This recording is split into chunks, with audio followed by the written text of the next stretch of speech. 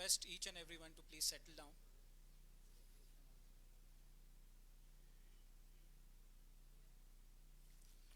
All right, thank you. So, you people must have heard that this is an era of biology, or the next century would be the century of biotechnology, because of the phenomenal advancements that we are observing in the field of science, generally natural sciences, folds. And we as a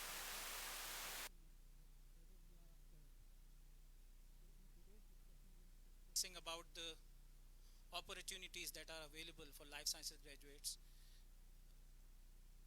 and in achieving those opportunities or availing those opportunities, what are the challenges that life sciences graduate face. So for this we are joined by three very good experts in the field of life sciences, and you have heard their name. Dr. Saeed Khan, Professor Dr. Saeed Khan is with us, Dr. Aftab Ahmed, and Mr. Zubair Ali Wateo. Uh, we have divided this panel discussion into four parts. In the first part, I would really like to tell these, really want that these panelists share their background and journey with you, because you people will then feel more inspired, and definitely you can relate that how they have reached there and what is the potential way forward for you as well. In the second part, we will be discussing some challenges, then we'll be discussing some opportunities, and in the last part, you people will be asking questions, and I hope you people will ask questions in this session. So without further ado, let me start with myself. You people know my name, most of you in fact know, and about the first 2-3 rows, those who don't know, I'm Ahmad Afzal Kiani. I'm associate professor and also a program manager of BS Biosciences and BS Biotechnology program. I did my PhD in 2014 from University of Karachi. So by training, by education, I'm biotechnologist.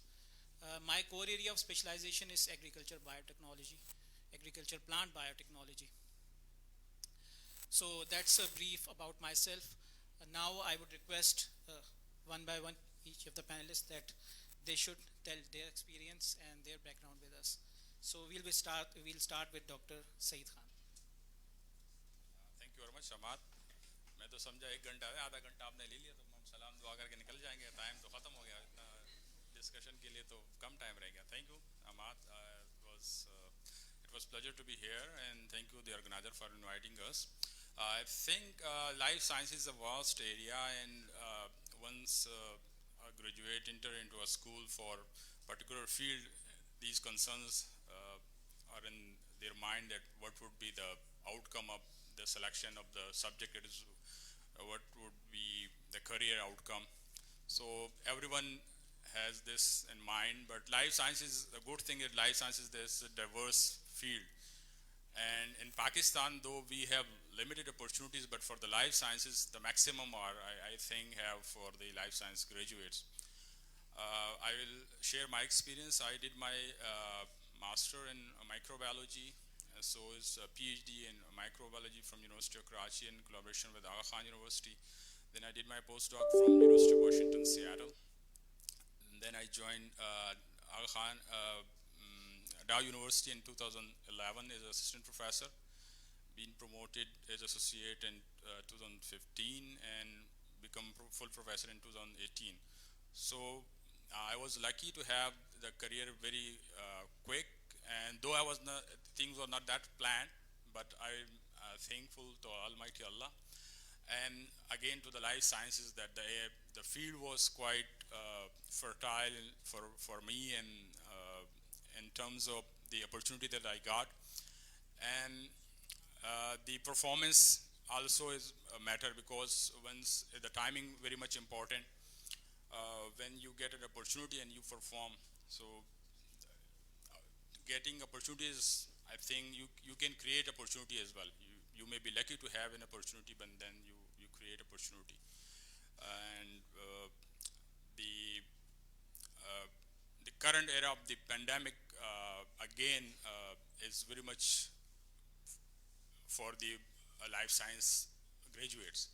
The performance done by the life science graduates in this pandemic is very much obvious from all aspects, right, from research, diagnostics, and helping the infected person or diagnosing the COVID in diagnostic labs as well, doing research. So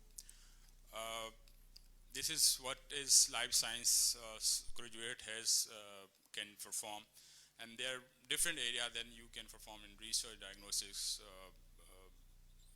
pharmaceuticals, teaching. It's a vast area. Then there are some other direction that you will be like witness that sometimes we are very going in narrow tunnel. If you think out of the box, there are many ways that you can choose from. The good thing when you have a selection, you are a lucky person. When you are forced to do something, even that is something very high-fi, but if you are being forced to do, then you cannot enjoy that. If you choose from out of many things, so you will enjoy and you can perform better. So the other areas that my experience that I did, like ASM, American Society for Microbiology, I'm currently the president of Pakistan Biological Safety Association and ambassador to Pakistan by American Society for Microbiology. So these are other areas, the life sciences that you can interact with people. The good asset is interaction. You all in this session not just listening us, but you are interacting, engaging other contacts and creating contacts. So we will be sharing other thing because Ahmad is looking at me and he's looking at his watch to take revenge.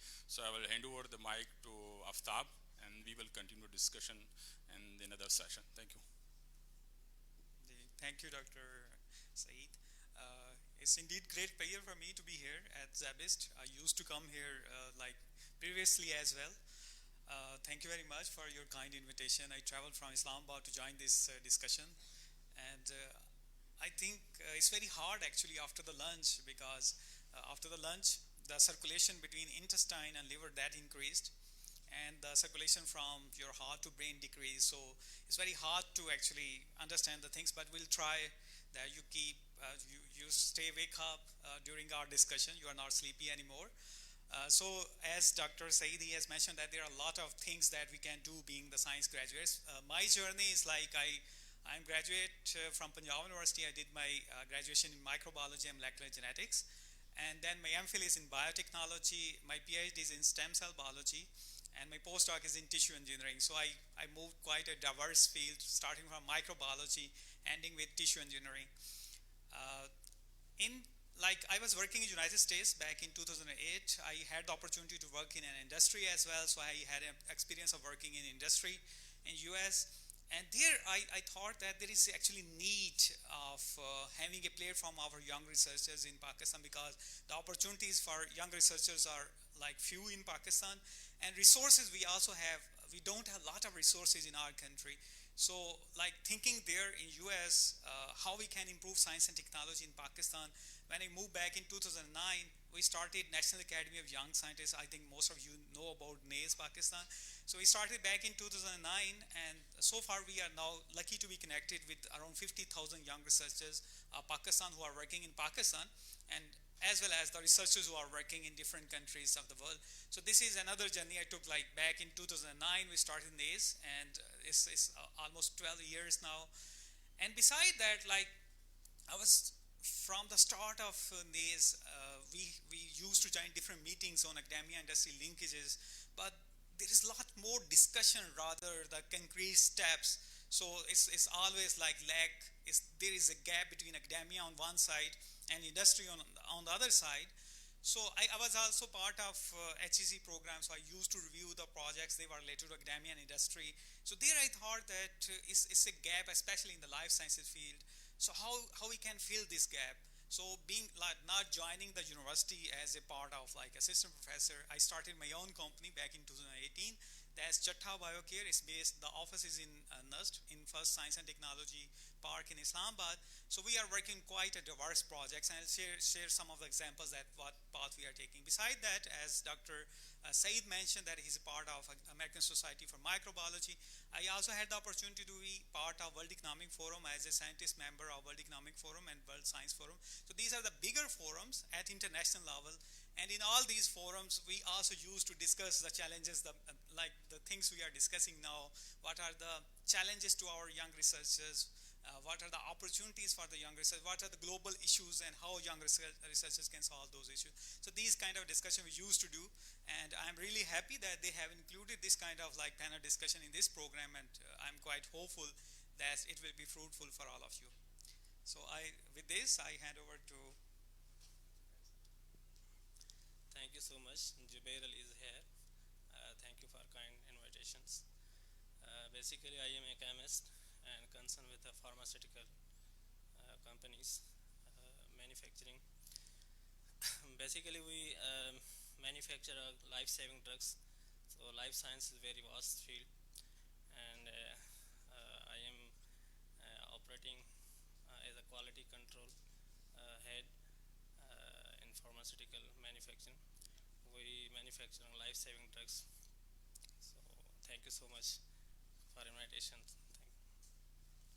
All right, thank you all three of you, and obviously you people are all from very diverse background. As Dr. Saeed was mentioning कि मैंने काफ़ी time ले लिया, about half an hour. Well, Dr. Saeed is used to getting a lot of attention because during the pandemic he was often seen on the electronic media because he was the spokesperson, and he has a very good knowledge about this whole COVID phenomena, and I can relate to him as well because I'm the member of Pakistan Biological Safety Association, for which he is presiding right now. So moving on to the grave part of this academics that we are facing right now, as in the challenges that we are facing right now. Every life sciences graduate, potential life science graduate that is sitting here must be thinking that what next for me after the degree. And while you people were telling about your journey, your beautiful journey, I've noticed that you people are involved in this field for no less than 15 years. Dr. Saeed mentioned, Dr. Aftab mentioned, and Zubair also mentioned this. So I would like to know that what are the challenges that you have seen while you have reached here, that you as a graduate, as a potential, as a student faced, and now you are seeing that these graduates that are coming into the market are facing right now. So I would like to each and every one of you comment. So again, we'll start with Dr. Saeed, please. Yes, we can surely, no matter. No, I will not allow this. Okay, the main challenge is that the graduate is usually not ready for the market. This is the main challenge, that once you go through all the books and when you come into the market, you are just blank. I will share my experience when I joined SIUT, Institute of Urology, for my master. So we read a lot about DNA and things like that, and RNA, protein. But when we were exposed to the bench, extract DNA, we are just hands up. How to do extract DNA, how it looks like. So this is the main issue, that usually when we're studying and the course or the syllabi that we have, they are focused more on books rather more on practical things. So that is the missing thing. And then we have like too many graduates all together. How they will find, we have very limited routine opportunities. Like if a science graduate from microbiology, usually he or she will be looking for any of the position in the clinical lab or in pharma. So how could it possible to arrange thousands of positions all together for too many institutes? So usually we need to like work on this, that you need to be the one. If there's one opportunity, you should be the one to avail that opportunity. You need to be capable for that. And our area, that was nowadays is very easy to have access, like internship program, to be prepared for the market. We usually not aware of that thing in our time, that internship. There were hardly any opportunities available. Usually the labs or the industry, they don't have connection with the institution like university or the colleges. So that was lacking in our time. But now in my lab, I have like every day internships.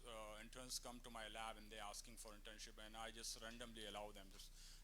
Just for a week, for a month, whatever time they have. Allow them to just they see the equipments and they feel the reality of the life sciences molecule, like RNA, DNA. They should touch the pipettes and they should be aware of the environment. So this is what I will recommend, that though the positions are very much limited, but each and every one of you should be capable to be able to avail the opportunity, and you should have some extra qualification along with the routine degree with you.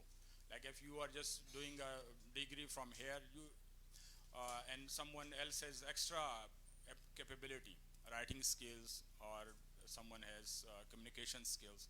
So these can make you prominent during the interview. And if there's only single opportunity and you have extra quality or qualification, then you can avail that. So I will encourage that each and every graduate should try for internship during the graduation before you get your degree. Whenever you have this summer vacation or whatever gaps you have in the middle, no matter it's a week long or month long, you should go for it. So you should be prepared before time when you are graduated and you're going black in the interview, and then 2-3 सवाल हम करते हैं, पता चलता है वो blank है, तो फिर हालांकि वो टाइम नहीं होता कि उस पर आप डिसाइड करें, लेकिन बेटर कैंडिडेट अवेलेबल होता है तो हम उसको चूज़ कर लेते हैं. सो ये इंटर्नशिप बहुत आपको इनकरेज करता है और आपकी कॉन्फिडेंस को बिल्ड करता है. तो आप ये इंश्योर कर लें कि आप भी अपने प्रोग्राम में ये कंपलसरी कर लें और कनेक्शन बनाएं कि make it easier for your graduate to do internship before the completion of the degree. बहुत इम्पॉर्टेंट पॉइंट रेज किया डॉक्टर सईद ने, but I would like to tell you that we do have internship program included. In fact, it's a mandatory part for graduation. Each and every student must go for internship for at least 40 days, 6 weeks. So ये part हमारे academics का, और since the inception of this program, since 2011, this is the part of our curriculum. Exactly. But I have a different question related to that. I'll ask that later. I would like Dr. Aftab to share his views about the challenges. Well, I had the opportunity to travel to different countries. Dr. Saeed, he's also traveling a lot. But I travel to like very developed countries and also the developing countries. I love to go to different universities, interacting with the students and faculty. In Pakistan, I think I've been to around 100 universities of Pakistan and interacting with the faculty members and students. So there are two, like, for the challenges, I must say there are like two parts. One is on the students end and one is on the university end or the faculty end. So if we talk about the student part, so let's ask you a question. How many of you want to do job after your graduation? And how many of you would like to have their own company or startup? So almost 50-50. So it's a good thing that things are changing now, because before this, like almost 90% they wanted to have a job, and very few they wanted to have their own startup or their own company. So for the students end, you should go for cash. Cash is very important. Is it important? So cash is, I must say, cash is K for knowledge, A is for attitude, S is for skills, and H is for habits. So this cash is actually very important for you. In universities, we mostly go for like knowledge. If we compare the knowledge being delivered in Pakistan, that's almost the same being developed in, like delivered in almost all the foreign universities, like in most of the developed countries. The knowledge is same, the books we read are the same. the two things, like if we talk about the skills, we are like to some extent we go for the same skills. Like if you are going for DNA extraction, in some of the universities we have very good facilities for DNA extraction, protein analysis, or the biochemistry, or the microbiology, these kind of things. So you have some kind of experience of that. There are two things which are actually mainly lacking in Pakistan. That is your attitude and the habits. This is very important to actually develop during your university days.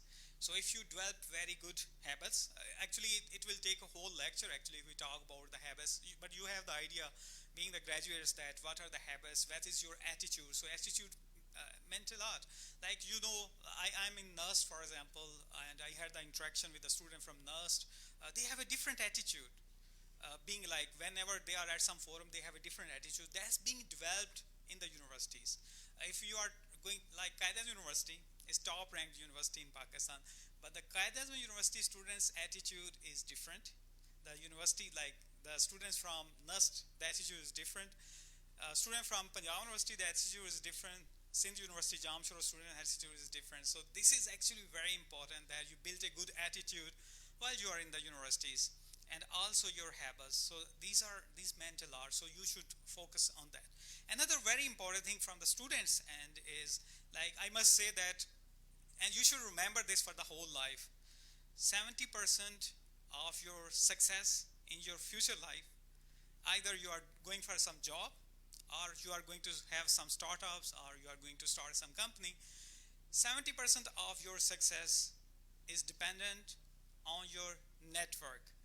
And universities are the best places to develop the network. Your friend circle is very important to have a good networking with the faculty members. Like the interaction, we are here today, a professor from UCL, he's here today. So you should interact with these people.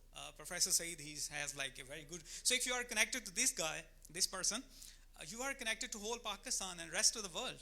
So this is how you actually develop the connections, and these connections help you a lot in your future life. So this is the end, the students' end. On the university end, what I have seen the challenge in Pakistan universities, one of the things is lack of infrastructure. So I was talking to a few faculty members yesterday when I arrived to Karachi University, and they were complaining that we lack some equipments, like even we don't have the PCR machines, sometimes we have to run the HPLC, we don't have that much facilities. So one of the challenges is the infrastructure. We don't have that much infrastructure, but this is not the big challenge.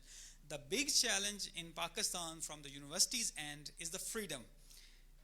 Like I talked with one of the Nobel laureate, Professor Tim Hunt, he is from the Cambridge University.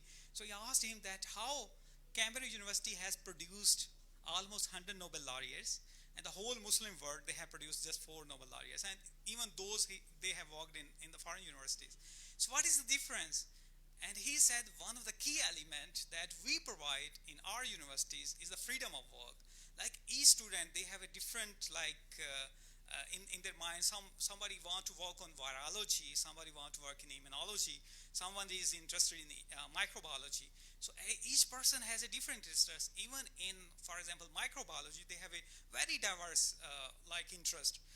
So in Pakistan, what I have, like after talking to so many faculty members, unfortunately, they complain about the faculty members that they don't give them that much freedom. If they want to do the experiment, for example, in certain field, this is what I also, like during my own journey, I wanted to do something else, but the professor says that we don't have those much facilities or expertise, so you have to confine yourself what we are doing. When you have passion for something, when you have really a deep passion from inside, like that actually build up, like somebody is suffering from some disease, infected disease or non-communicable disease in your family. For example, somebody is suffering from diabetes, and you really want to cure the diabetes in your graduation, and you have a lot of energy to do that, but you want to work on that area, but your supervisor, he want you to work in area microbiology, for example, then you lose the interest. So I think the universities, they should provide more freedom to the students and should provide more opportunity. Another point Dr. Saeed raised is very important for the researchers, like the internship opportunity. You should go for that. During your free time, you should utilize that time in whatever skills you can opt. Skills are very important, and you should also focus on the future skill. and you should know what are the future skills. You know, everything is changing very rapidly. Like the things were very different back in 2000, and then they were very much different in 2010. The things are very much changed to 2020. The things will be totally changed in 2030. So you have to upgrade yourself. Just like we have a software version like software version 1.0, then we go up 1.5, then to 2, 2.5, 3, and so on. This is how we upgrade the software. For example, even the software for DNA analysis, that's being upgraded. You should also upgrade yourself. This is your responsibility. And when you upgrade yourself according to the need of the hour, and also thinking about the future, what challenges we are going to face in the future, what skills you said you have, what is the skill set now you have to work for the 2025, you should keep that in mind. And if you will prepare yourself for that, definitely you can do a much better job. So there is a lot of things, but I think time is short, so I must restrict myself here. And right जो ऐसा मेरा आपसे एक थोड़ा different question होगा क्योंकि basically you are from pharmaceutical sector. तो आप स्टूडेंट जब ग्रेजुएट होते हैं ऑब्वियसली वो अप्लाई कर रहे होते हैं in pharmaceutical sector and you represent pharmaceutical sector here, you are part of that. कौन से स्किल सेट्स हैं जो आपको चाहिए होते हैं and you don't find in the students, in the graduates, for which you basically refuse them और ask them to improve upon? Basically जब कोई जॉब के लिए अप्लाई करते हैं खासतौर पर फार्मास्यूटिकल इंडस्ट्रीज़ में, तो उसकी सीवी जो है रिज्यूम इम्पॉर्टेंट है, उसको सॉर्ट आउट किया जाता है एचआर डिपार्टमेंट में. अगर आपकी सीवी या रिज्यूम अच्छा है तो फिर उसको सॉर्ट आउट करके इंटरव्यू के लिए बुलाया जाता है. इंटरव्यू में आपका डिपेंड करता है आपकी स्किल्स, आपका कम्युनिकेशंस, आपका कॉन्फिडेंस, और थियोरिटिकली जो आपने साइंस ग्रेजुएट किया है, मिसाल केमिस्ट हैं आप, माइक्रोबायोलॉजिस्ट हैं, तो उसमें थियोरिटिकली भी स्ट्रांग होना चाहिए आपको. तो उसमें जो इंटरव्यूज़ कलेक्ट करने वाला है वो उसको आपका कॉन्फिडेंस, आपकी स्किल्स दोनों देखते हैं. हम खुद इंटरव्यूज़ करते हैं तो उसमें ये चीज़ें ज़रूर देखी जाती है. उसमें हम सॉर्ट आउट करते हैं स्टूडेंट्स को और उसको अपॉइंट करते हैं. All right. डॉक्टर सईद, एक क्वेश्चन मेरा स्पेसिफिकली आपसे होगा कि because you have held so many leadership roles, so और एक लैब को भी आप हेड कर रहे हैं, तो हमारे स्टूडेंट्स जब ग्रेजुएट होते हैं, और you have mention about internship, doctor Aftab has also mentioned it, students or most of the universities are offering internships right now. In fact, the universities I know and people are sitting here who are running these programs in their universities as well. They are also running these internship programs. But kuch universities ki graduates based on their internship alone are eligible or sort of qualify for that job.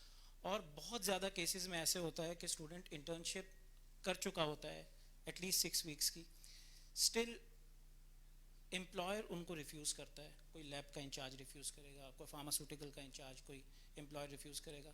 So why is that? I mean क्या skill sets चाहिए होते हैं still उस graduate को जो कि internship के बावजूद भी वो अचीव नहीं कर पा रहे? बहुत अहम क्वेश्चन किया है.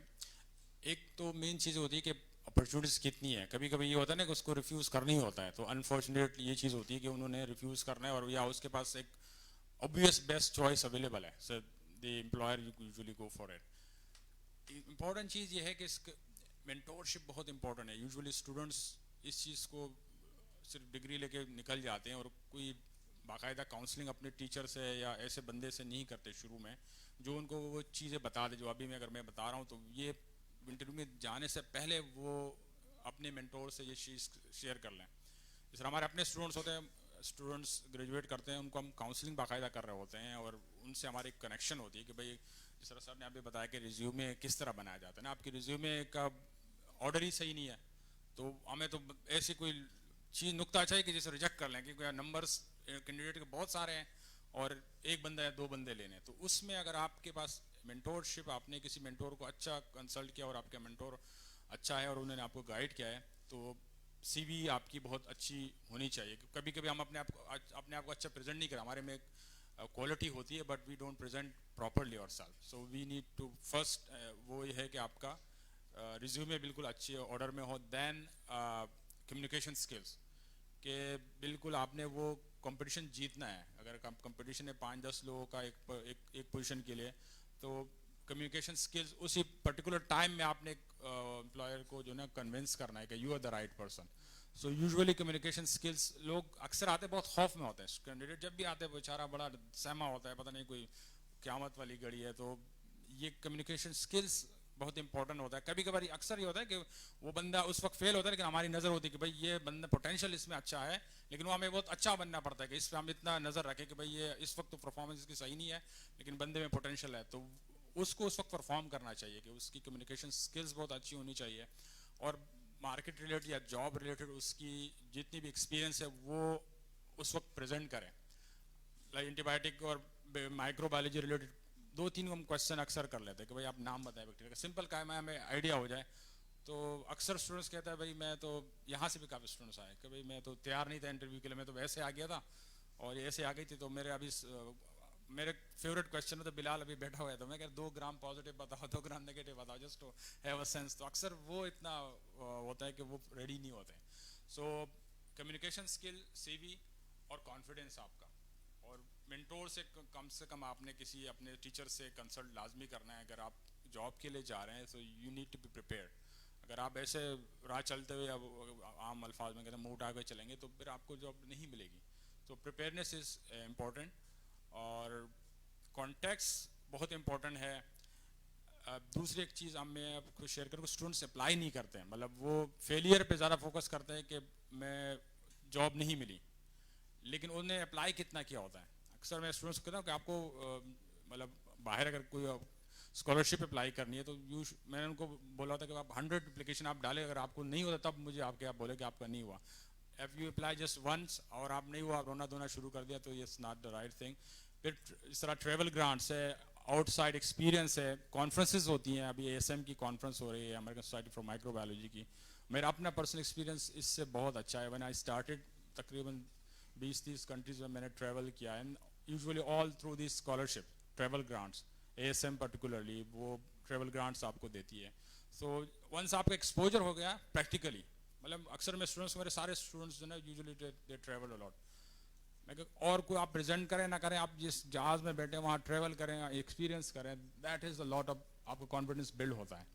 सो यूजुअली और स्टूडेंट्स देयर परफॉर्म, कुछ तो अच्छे परफॉर्म करते हैं, लेकिन सम टाइम मेरा एक्सपीरियंस जब मेरे सामने आते हैं तो वो कंफ्यूज होते हैं और सवाल का जवाब नहीं दे पाते हैं, और that is not the right thing कि उस पर हम एडजस्ट करें। लेकिन वही टाइम होता है परफॉर्मेंस का, जब आपका इंटरव्यू लिया जाता है, तो उस वक्त आपने परफॉर्म अच्छा करना होता है। ये बहुत सारी चीज़ें कलेक्टिवली इसमें आपको हेल्प कर सकती हैं कि आपने एक्सपोजर आपका अच्छा हो, कम्युनिकेशन स्किल्स अच्छी हो, नॉलेज उस वक्त अवेलेबल हो। अक्सर चीज़ें बाद में याद आती हैं, लेकिन उसका तो फ़ायदा नहीं होता।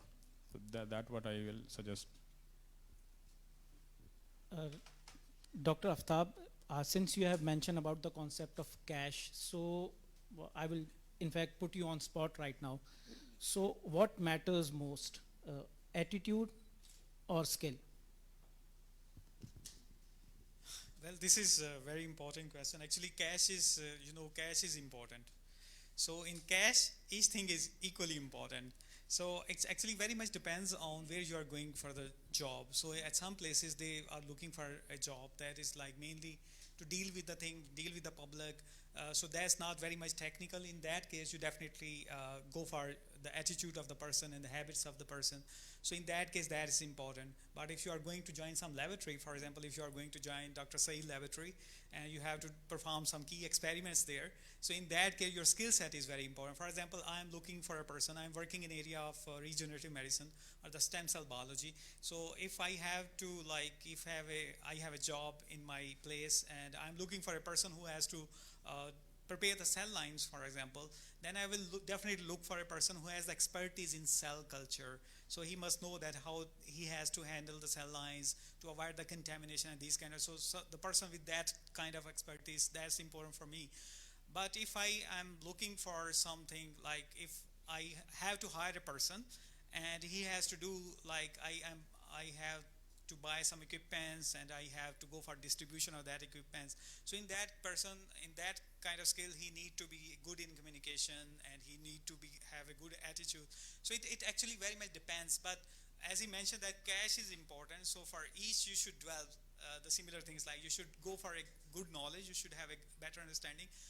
And as Dr. Sethi was mentioning that you should actually go for, like, if you are preparing a good resume or CV, that's very important for you, that it should be properly made.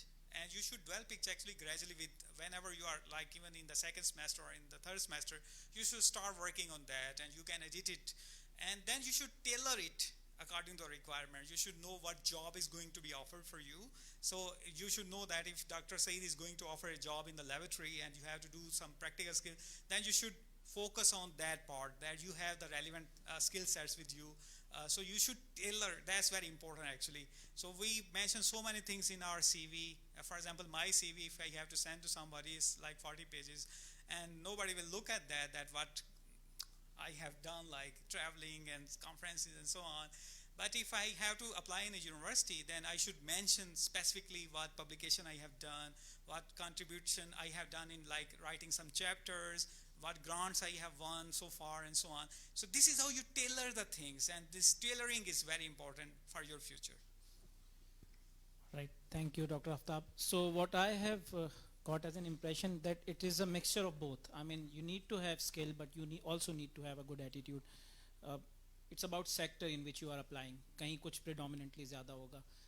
अच्छा, doctor Saeed की ख्वाहिश भी थी कि sequence change किया जाए, तो हम सीक्वेंस को भी थोड़ा सा चेंज करते हैं. And discussing about the opportunities now. So Zubair साहब, आप क्या फील करते हैं कि फार्मास्यूटिकल सेक्टर में किस किस्म की अपॉर्चुनिटीज़ अभी अवेलेबल हैं, कंसिडरिंग कि we have recently gone through a very bad phase. Employability बहुत ज़्यादा चैलेंज हुई है, हैम्पर हुई है, कोविड का जो फेज़ हमने गुजारा है. सो अपॉर्चुनिटीज़ क्या देखते हैं फ्रेश हमारे जो ग्रेजुएट्स हैं लाइफ साइंसेज के, उनके लिए? Thank you. बेसिकली फार्मास्यूटिकल में जो साइंस ग्रेजुएट हैं वो एक फार्मासिस्ट, केमिस्ट और माइक्रोबायोलॉजिस्ट, इन 3 साइंस ग्रेजुएट की अपॉर्चुनिटीज़ हैं, जिसमें फार्मासिस्ट बेसिकली प्रोडक्शन डिपार्टमेंट्स को डील करते हैं, और जो केमिस्ट हैं वो क्वालिटी कंट्रोल लेब्स को डील करते हैं. एनालिसिस हैं, इक्विपमेंट हैं, इंस्ट्रूमेंट हैं, जो भी ड्रग वहाँ बनती हैं उसको मैन्युफैक्चरिंग टेस्ट करते हैं, एनालाइज करते हैं, आइडेंटिफाई करते हैं थ्रू डिफरेंट इंस्ट्रूमेंट, इक्विपमेंट के. और माइक्रोबायोलॉजिस्ट, हमारे पास एक माइक्रोबायोलॉजिस्ट सेक्शन है क्वालिटी कंट्रोल लैब में. तो वहाँ माइक्रोबायोलॉजिस्ट उसकी ड्रग की एनालिसिस करते हैं, जो भी ड्रग बनती हैं, जो किसी भी फॉर्म में हैं, टैबलेट हैं, सिरप हैं, कैप्सूल हैं, इंजेक्शन हैं, उसकी माइक्रोबायोलॉजिकल टेस्ट भी होती है. तो ये साइंस के 3 ग्रेजुएट हैं, जिसमें फार्मासिस्ट, केमिस्ट और माइक्रोबायोलॉजिस्ट. इनकी अपॉर्चुनिटीज़ फार्मा के अंदर बहुत अच्छी हैं और हम उनको अपॉर्चुनिटी देते हैं इसमें. Thank you. Doctor Aftab, very quickly ji please, आप भी अपॉर्चुनिटीज़ के हवाले से शेयर कीजिएगा, because you are also adding नेज, तो आपका एक बड़ा डाइवर्स एक्सपीरियंस होगा in regards to that. Well, I think if there is an opportunity, go for it. For, like, if you have done some graduation in microbiology or molecular biology, I must say that if you have, like, don't need any sport, you don't have to support your family, then you should go for your further studies. Try to get some scholarship. And for scholarship, you should also prepare your mind. So it's very important initially that you should prepare your mind what you are going to do. Either you are going to do some job after your BS programs or MS program, or you are going to get some scholarship, and either you are going to study in Pakistan or you are going to study abroad. So first of all, it's very important actually to prepare in your mind what you are going to do, and then you prepare yourself accordingly. Either you are going to get some scholarship, so what are the requirement of scholarship? So you check which country you are going to do. Either you are going to do a PhD in US, or you are going to do PhD in UK or in European countries, in China, Malaysia, Korea, Australia, where you want to go. Because each country has a different requirement. If you want to go to US, for example, there is a requirement of GRE, so you have to clear that. In most of the countries, there is a requirement that you should have an English language course. So you should do that beforehand. So you should initially, it's actually very important for yourself. In your mind, you have to prepare yourself what you are going to do. So this is one path. Either you are going for higher studies, or you are going to do some job. For job, then you also prepare your mind. Either you are going in academic side? Are you going to teach in some college, in university? That's one segment. Are you going to do some research job? For example, you are going to some in food diagnostic laboratory. Are you going to in forensic laboratory, for example? If you want to go in some other research phase. So that's another thing. Are you going to join some hospital laboratory? You are going to do the like molecular biology testing, some kind of thing. So that's one side is the government side. Another target is the private sector. Like, are you going to go in some industry, for example? So you have to prepare yourself. Which industry you are more interested? So it's actually, for me, it's very important for you people to prepare in your mind. Actually, the Pakistani graduates, they are very much confused. On one side, they want to go for like, after MPhil, they want to do PhD on one side. On another side, they want to prepare for CSS. Another side, they want to prepare for PCS. Another side, they want to apply for a teacher job. Another side, they want to experience in the hospital. And on the other side, they want to do marriage. Yes. So you should prepare yourself. Like, it should be very clear in your mind what you are going to achieve, what you want to do, and you should prepare yourself accordingly. That's actually one segment. You know, in most of the developed countries, like if you talk about, for example, in US, in European countries, even now in China, almost 50% graduates, they go for industry. Almost half of the graduates, they go to industry and they support the industry. They do the research and development. Unfortunately, I was like, before this panel discussion, we were discussing that how many pharmaceutical units are there in Pakistan. You know, that's a huge. We have more than 600 pharmaceutical units in Pakistan, but how many of those are involved in research and development? So Pakistan industry is mainly dependent. They just import the things, they pack it in Pakistan, and then they sell it. There is actually lack of research and development, and this is the area we have to fill. And this is how we have to also involve the policymakers, that they should compel the industry that they should have research and development segments, so we can engage more and more researchers. So that's another segment. So on one side, government jobs, private sector jobs. Are you going to some industry? Another very important area the whole world is focusing is the startups. You know, startups very important. Like, if you looking for some problem, for example, there was a lecture, very good lecture by professor from UCL. He mentioned that there is a like growing problem of antibiotic resistance and how we can actually solve this problem. So in Pakistan, like, I would like to have, like, in future we can have a session on that to identify the problems. So on one side we can identify the problems, and then we can have a startup to fix that problem. And there is lot in Pakistan. There are problems everywhere. So the very important thing for the graduate is to identify the problems and know your own strengths, and then you can work on that problem. And there is a lot of more opportunities coming up for you. For example, I'm based in Pakistan first Science and Technology Park that was built in Islamabad in NUST. Each university is going for that. Qaeda University, they have started the Technology Science Park. There is another university that is PFIST, that is in Haripur. They have established the Technology Science Park. So mainly, so many universities, they are going for Technology Science Park. In addition, for you people, you will be aware that there are NIC, National Incubation Centers. They are in Karachi, in Lahore, all the major cities. So you can have a place in there. They provide you free space. They provide you coaching. So if you want to start something, some industry, I will give you one or two examples here. One of the problem for our female doctors was they were not in the job. More than like 50% after doing their MBBS, they were sitting at home. You know, Sehat Kahani came, and they have, like, now recently they got the funding of $10 million. So they are providing opportunities to so many female doctors. So that was a problem, they have solved it. Another graduate, he was from Kamsar University in Islamabad. He did MPhil in bioinformatics.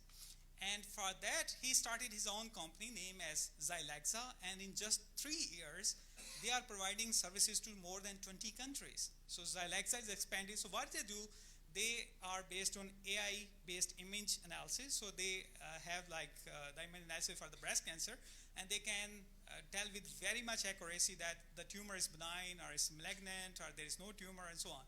So this is how they are providing the services even to the developed countries. So this is how that was an area in which they actually worked, and now they have employed, I think, more than 20 researchers who are working in that company. Even in my company, I'm working on biofertilizers on one side, I'm working on probiotics and some of the products related to regenerative medicine.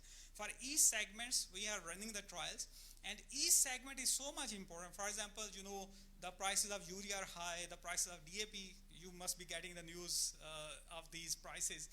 So the alternative is biofertilizers, and in Pakistan, still 1% of the market is not for the biofertilizer. So if we can have, like in the next 5 years, 10%, if we capture that market, how much job opportunities we can create for our young people.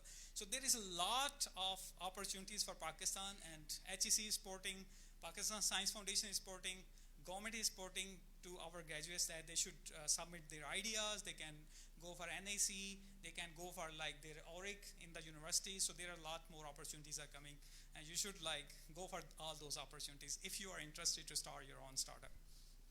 Thank you again, Dr. Aftab. And about the session that you are mentioning, we will surely like to have you over sometime later. So very quickly, Dr. Saeed, the same question to you. What are the opportunities you see for life sciences graduates? I think in the current pandemic, many of the opportunities for many of the fields decline, and they are furthermore, but fortunately for life sciences, we have the opportunity become increased. We have a lot of opportunities, particularly in the diagnostic area field. We have a lot of investment in the laboratory from the government as a private. There are hundreds of labs open now, and they have installed equipment, and they were screening a different level for the patients, for screening at airport or travelers. So the number of opportunities for the life sciences, particularly who link with the lab, clinical lab, increase. And there are new opportunities, like we never thought about that life sciences people can come in that area, even in the media. You see, there are health programs, they invite the professional, and the anchor, usually they have knowledge about the health or the science. So the new area that been identified that never we seen like doctors or physicians usually off and on come on the TV, but these days even people who have knowledge about the bacteria, virus, or the COVID, they can go and come on the media. So opportunities are there, but look for the opportunity. Like, you need to create the opportunities. If you are just looking for opportunity lying over there, they will be very limited. But if you are smart enough to create opportunity for yourself, then there are too many. You can, but I will emphasize that students should complete their education first. If you are, and you should decide first what you have to do, because if you want to do PhD or MPhil PhD program, so you should try to do it as soon as possible. The earlier the better. And then you are joining a field, then you should decide also that you are joining the pharma industry or any of the diagnostic lab. So you should think about, and there are many opportunities in Pakistan. Luckily, we have quite few diagnostic labs, research opportunities, now the grants. And this field of the diagnostic, not only in the clinical lab, but the equipments, people there import, export the equipments. Over there you have application specialists. So the life science graduates are very much very good paid position over there. So these are another area that been increased during this pandemic. So quite huge challenge as well, but opportunities are there, and smart graduates could find out those opportunities for themselves. So you need to be prepared and smart enough to find and look for those opportunities. All right, thank you all three of you for sharing your thoughts and answering the questions. So we are opening the forum for the question answers. We have a short time for this because we have to again commence the technical session. So we'll be taking questions from the audience. Please do mention whom you are addressing to in terms of panelists that you want to ask. Ji, Sahida, go ahead. Assalamu alaikum. My name is Saida and I am BS Biotech student. My question is from, I guess, from Sir Aftab, who is sitting in center. So my so basically मेरा question ये है कि जो जैसे कि हम graduate हो रहे हैं, तो हमारे mind में एक ही question होता है कि यार अगर मुझे आगे कोई स्कॉलरशिप के लिए अप्लाई करनी है, so should I go for a job experience और कंटिन्यू माई स्टडीज़? तो मैं डिफरेंट अप्रोचेज़ ले रही थी, तो स्टिल आई एम कंफ्यूज कि अगर मैं आगे कंटिन्यू करना चाह रही हूँ तो मुझे जॉब की रिक्वायरमेंट है या नहीं। और मैंने ऐसे रिक्वायरमेंट्स देखे जिसमें एज अ ग्रेजुएट को 1 to 2 years की एक्सपीरियंस रिक्वायर्ड होती है, तो ये चीज़ थोड़ा सा अगर आप क्लियर कर दें तो thank you sir. Ji, thank you for asking the question. This is actually the question from most of the graduates. They do ask that whether we should go for some job after the graduation or we should continue for the higher education and scholarship. So definitely, if you don't need a job after, like if you don't have to immediately support your family, for example, then you should go, as Dr. Said mentioned, that you should go for your higher studies immediately after your graduation.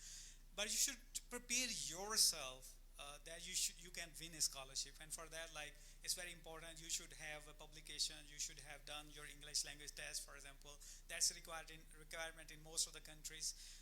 You have some internship experience. That actually matters a lot. So if you have some internship, that also help you. Like, we have a professor from UCL. He can also explain to you that what they look for, like what how you can prepare your application in a way that they accept you. But this is my personal experience, being like after interaction with so many experts in different countries. I do ask them the question, but they say that if somebody has some good publication as a first author, they do prefer that person, and they also look for like other skills, like if you are if you can mix very easily with that culture, if you can work in a team, if you have some like experience, if you have done some internship, that actually are the added points that you can build up in your CV. But the important thing is you should have good grades on one side, could have a good publication, should have done the English language test, then you can win scholarship in most of the countries. And you definitely should go for that. And even in that case, you can also support your family, because if you can get a scholarship from like UK, or if you can get a scholarship from the European countries, they pay you enough money that you can support yourself there, and you can also support your family.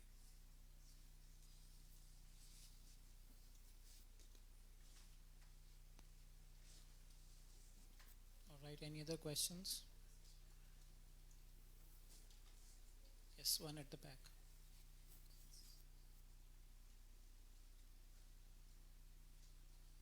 Assalamu alaikum. My name is Durud. I have a question that in which semester or after which semester should we go for internship? Like in final year or in third year, which will be the best for us? I think somewhere in the middle or just before your last semester is good enough that you can connect your education versus the market. So just before the last semester would be the ideal, because sometime you just end up with your education and going again for internship, then you cannot focus within your studies.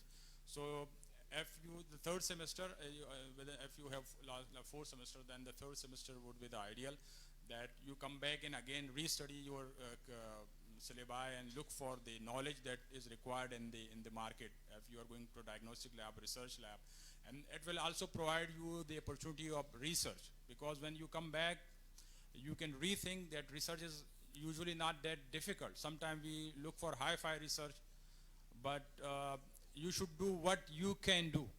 So within the third year, you can talk to many people, like back if you have done your internship, over there you can find a mentor who can guide you that how to conduct a research. So if you have done internship plus a little bit publication in your contribution in research, that will allow you, when you're done from your degree, then you are ready for like any of the job, or you will have extra qualification experience with you, and you will be ready for to appear in the interview. So that I will recommend just before the last semester would the good time.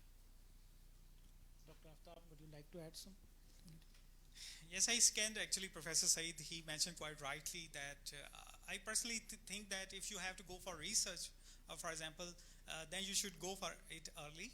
Like if you are in third or fourth semester, you should have some like background knowledge about the subject. and then you can contribute better in that, like whatever the field you are going to, if you are going some in like food industry, or if you go in diagnostic center, if you will have background knowledge, that will be added point. So for that, like if you can get the time in like in 4 to 6 semester, that will be beneficial. And then if you have your own research project, then you can even tailor according to like what you have learned in there and what are the gaps in there. And with that, you can work on your like subject, whatever you are going to do. Even you can, if you are very good in that, you can also have your own startup. So that could be an added point. So this is how you can also take another journey, like rather going into the job, you can actually find out the gaps in that sector, and you can build something from that. Another point of I would like to add from the internship, I know so many people who have done the internship in some company, especially in the private sector. They were hired. So I know one of the person who actually was an internee in one of the organization in Islamabad. So he joined as an internee, and right now he's the director of that institute. So this is how you can actually build up. So you learn the things what's going on there, you add value in that organization, and they promote you, and then you can move to a higher segment. I'm Muzammil, and my question, Sir Saeed. So my question is that how much of a disconnection do you think there's between the industries and the universities? Because we are unable to find enough workshops or trainings, and even if they're in the university or outside the university, to develop our skills and to prepare for the industry, and most importantly to build a network. Very important question, and this is very like a right scenario that we have a big disconnect between the industry and our academia.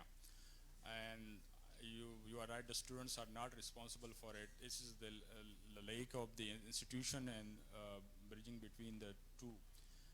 Whatever research usually we conduct, this is my emphasis, that the academia must make sure that whatever project are based, it should be on the requirement of the industry. There should be crosstalk between the academia and the industry. Usually there is not. We usually have independent research projects, or topic or syllabus is entirely independent. Whatever HEC usually asks us, we have just sit down and have the outline, and there is no involvement from the industry. So few of the institutions, they have started this, that they focus on during the syllabus, they also focusing some of the topic that should link with the industry. And the research base, like in our university, Dr. Mushtaq is here. Many of the biotechnology graduates, they are doing a lot of research which is now connected with the industry. So this is the responsibility of the institution and the mentor, that they should connect the research or the study or the academics with the industry. And that also support the student, because if you can able to resolve some of the issue of the industry, like of the pharma or any of the biotechnology product or the veterinary industry, if you've been able to produce some of the enzyme or to resolve their issue, it will also financially help the institution as well as the students. So we should encourage the culture that there should be, like in this, we have the person from the pharma industry. So in such conferences, we should invite many other industry representatives, so we can talk to each other, and then should decide for the benefits of the student. This been already started, but we need to increase this, the concept of the biotechnology hubs and other different terminologies are now being biotechnology basket, or different terminology, that the industry and the academia sit together and they make a project for the benefit of both.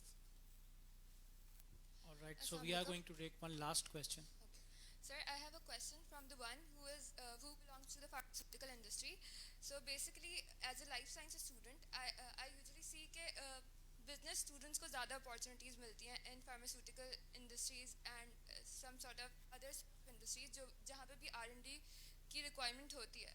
So my question is, जैसा आपने mention किया कि microbiologist और बाकी जो भी आपने दो other fields को mention किया, तो हमारे as a biotech graduate हमारे लिए वहाँ पे कौन सी opportunity होती है?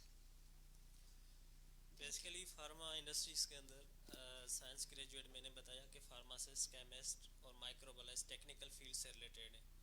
उसके अलावा अकाउंट्स हैं, मैनेजमेंट हैं, MBA वाले स्टूडेंट्स भी रिकमेंड करते हैं, HR में, मैनेजमेंट में। बाकी ये तीन हैं, फार्मासिस्ट, केमिस्ट और माइक्रोबायोलॉजिस्ट। इनकी अपॉर्चुनिटीज़ फार्मा के अंदर बहुत अच्छी है, बहुत वाइटल फील्ड है। All right, so I said kill one last question, but I have to take U-turn. So one last question, since one of the speakers want to ask the question. Assalamu alaikum. My name is Abdullah. Abdullah, you can ask later. Dr. Mumtaz, one last question from you.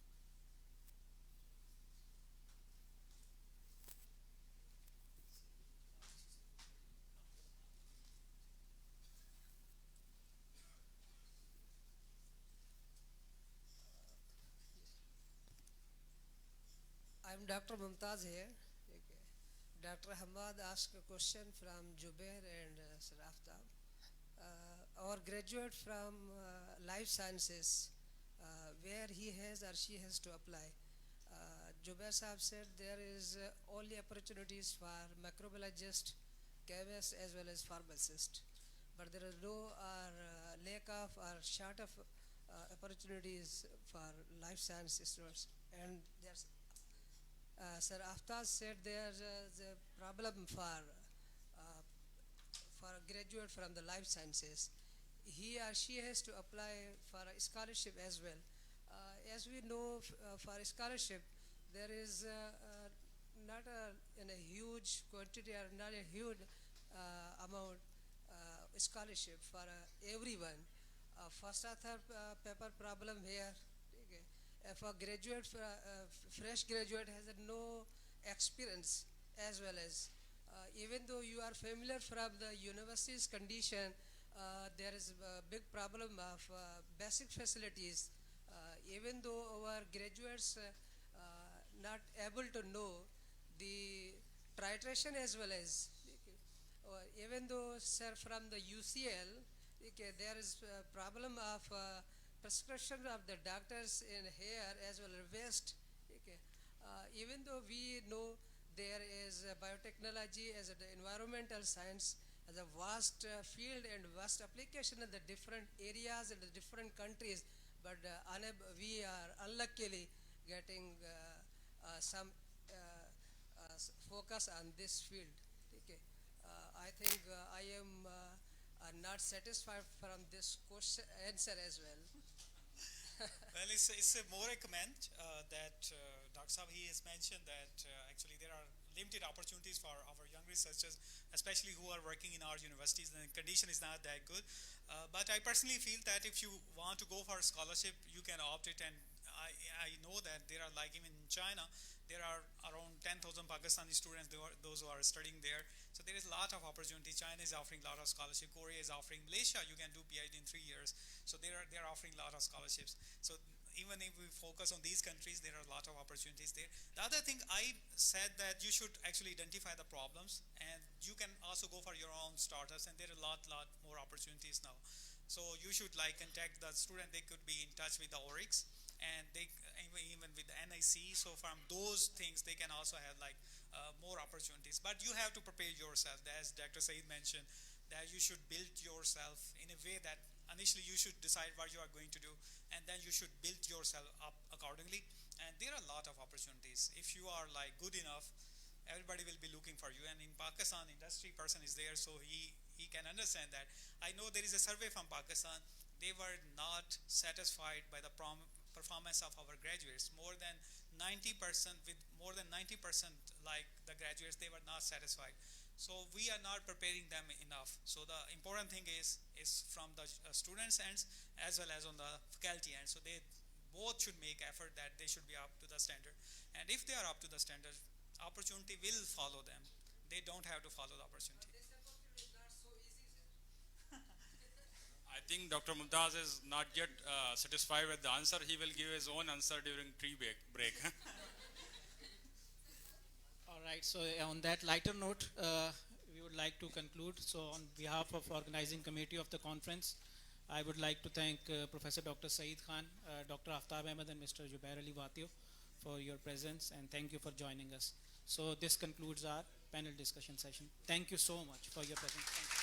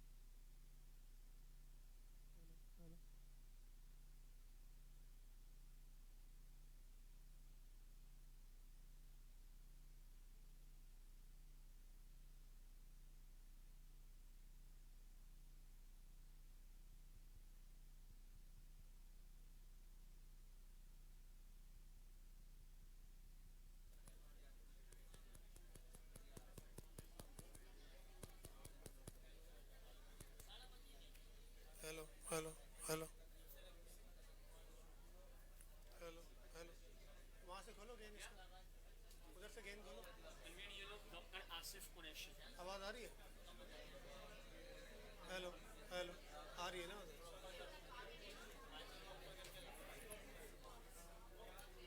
Hello hello hello hello hello hello hello hello hello आप सही है hello क्या लगा गया तुम expert हो ना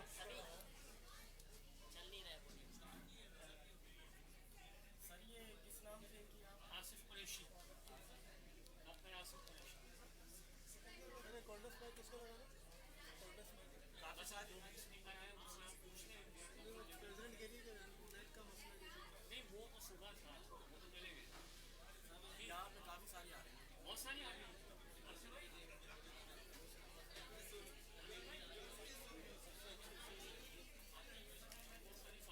लगा दे भाई सुनी तुम जरा जो हो उसको लगा छोड़ तो तनवीर देख लेगा बाकी वहाँ पे तुमने जरा अबे बंद तो करो बंद तो करो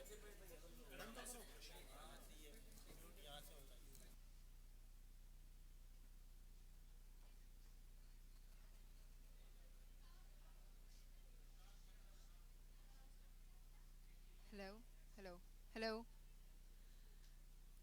A very big thank you to all our esteemed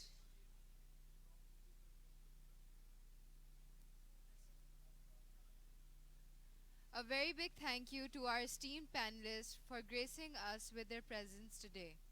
To show our appreciation, I would like to request Professor Dr. Kashif Ali, Dean Faculty Life Sciences, onto the stage to present the panelists with shields. Panelists, please make your way to the stage as you hear your name. Professor Dr. Saeed Khan.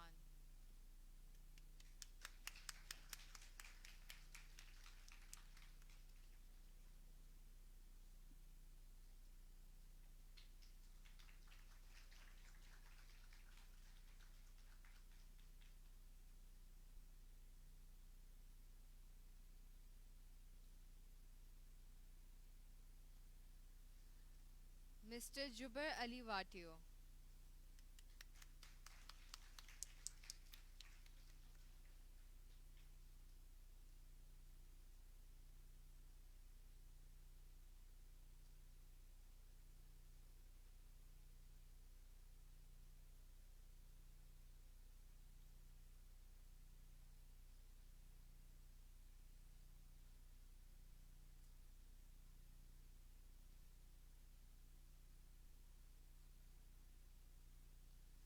And Professor Dr. Aftab Ahmed.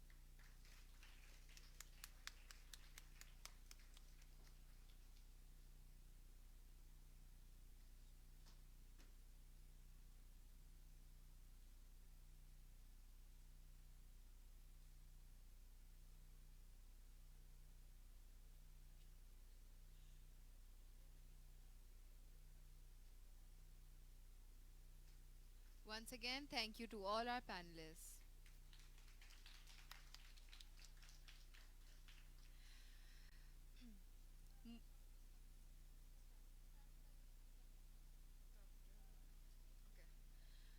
Moving forward towards our plenary lectures, I would like to call to introduce Professor Dr. Mushtaq Hussain. Professor Dr. Mushtaq Hussain has done his PhD in genetics, genomics, and systems medicine from University of Glasgow, UK. Currently, he is the principal at Dow College of Biotechnology, Dow University of Health Sciences. Sir, please make your way towards the stage for your presentation. A round of applause.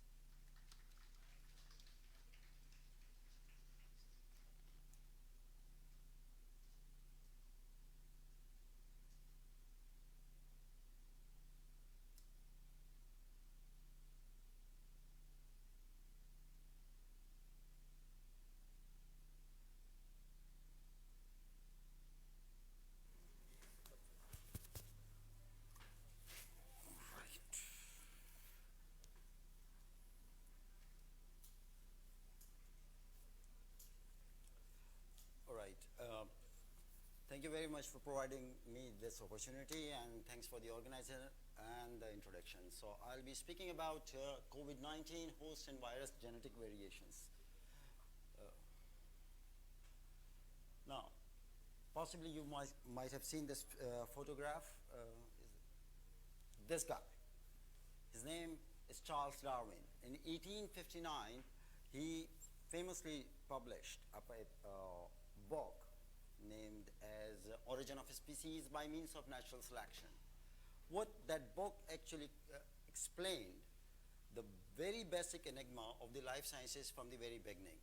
Why there is such a diversity of the life, how this diversity at the first place have been originated, and how it then transferred or has been disseminated to the different demographies or different geographical areas of the world. That's the book.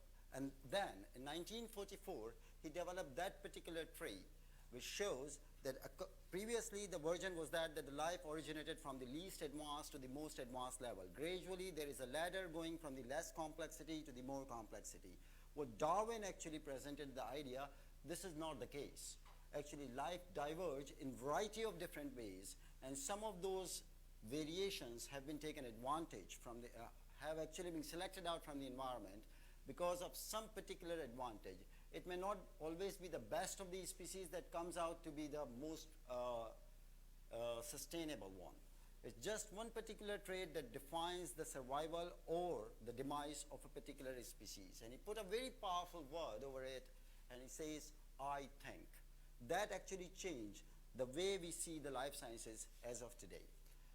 As the Richard Dawkins actually quoted it, evolution is the greatest show on earth. And one of the picture or one of the film, or you can say one of the evidence of this greatest show on earth we have seen in the last 2.5 years.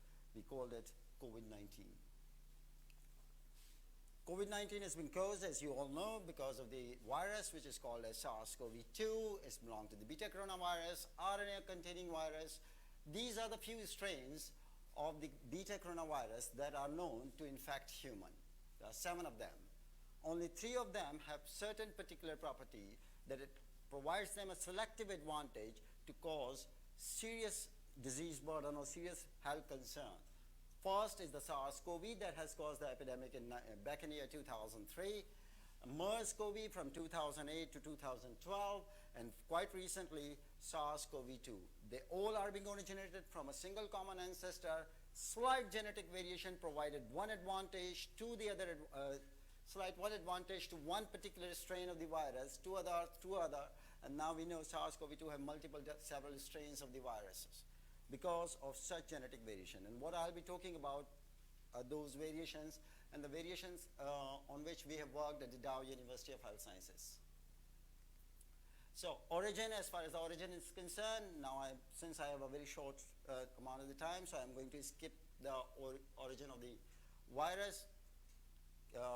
In summary, the virus is not being man-made, it's not a laboratory accident, it's being naturally evolved. We know that because there are some signature signs within the spike protein of the virus that belongs to the human coronaviruses as well as the bat coronaviruses.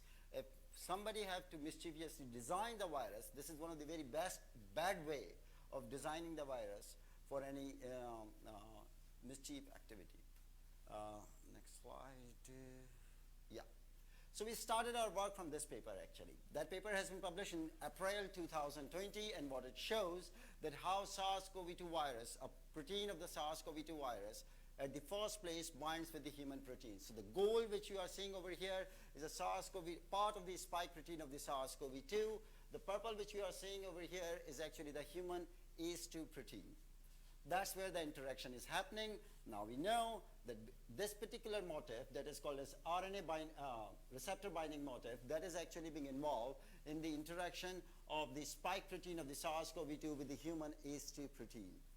So now this is actually the region of that SARS-CoV-2 spike protein that binds with the human protein. That's the S2, which has an peptidase M2 domain. So we confined our research to only this particular region. Since the virus has been evolved in humans, possibly in those peptidase M2 domain, in different humans there are slight variations may be present that may impair the binding of the virus at the first place. So then about 200,000 genome projects database has been analyzed, and what we have found that these are the few interaction points where the virus spike protein binds with the human ACE2 protein. And humans have variations present in different ethnic groups. So then we explore whether those variations confer some degree of the resistance against the attachment of the virus or not. And if those variations are actually leading to the impairment in the attachment of the virus, that may confer the natural resistance against the SARS-CoV-2 infection. So these are those variations. Now you can see these are being listed over here. S19P means serine is being present as a normal wild type among the human population, but certain individuals have, instead of serine, there is a protein being present there. So that provides, and this serine is actually the attachment sites for the SARS-CoV-2. So those individuals who have a serine being present at that 19 position within the S2 protein, the SARS-CoV-2 is binding very fine. But if it is being mutated into some other residue, so in that case, what's going to happen? The virus is not going to bind. So that's what we have explored. So the first thing what we have seen is actually modeled all of those variant proteins, and then we superimpose over all of those variant protein over each other, and what we have found that their backbone is more or less very much similar. However, there are some spatial variation which we have observed compared to the mutated residue and the original one which is present in the wild type. So the green, what you are seeing over here, are the wild type residues. Is there a pointer here? There's no pointer. The green which you are seeing over here is a wild type residue, and the purple which you are seeing, or the blue, if it is appearing as a blue, blue is actually the mutated residues. So there are certain residues, say for example here you can get the spatial variation there, and many other residues, they are being more or less superimposed. So then we explored the binding. So this is the spike protein of the SARS-CoV-2, the part of the spike protein receptor binding region of the SARS-CoV-2 spike protein, and what this is actually the variant proteins. And what we have found, there are variations in their intermolecular binding, and that is the variation lies in the polar-polar, apolar, charge-apolar interactions. And then we further analyze on the basis of the thermodynamical values. And what we have found is actually three residues, three type of the mutations, that is the S19P, and mostly actually two, that is S19P and E329G. These are the E329G. That actually shows less efficient binding with the SARS-CoV-2 spike protein. So it means individuals who have those mutations are naturally resistant against the binding of the SARS-CoV-2. This is not the first case where the humans naturally have been found resistant to the SARS-CoV-2 infection or any viral infection, naturally, without the support of the immune system. It's actually the genetic background defining the resistance actually. One of those cases, very famous one, is actually some of the prostitutes in Africa are naturally resistant to the HIV.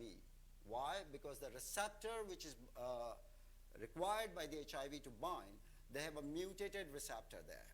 So it doesn't matter how many times they have been contacted with the HIV, simply the virus can't attach to their cell. So it's not the immune-driven resistance, rather than the genetic background defining the resistance against the virus. So that possibly be the reason. And we know that these alleles are being present in different proportion in different populations.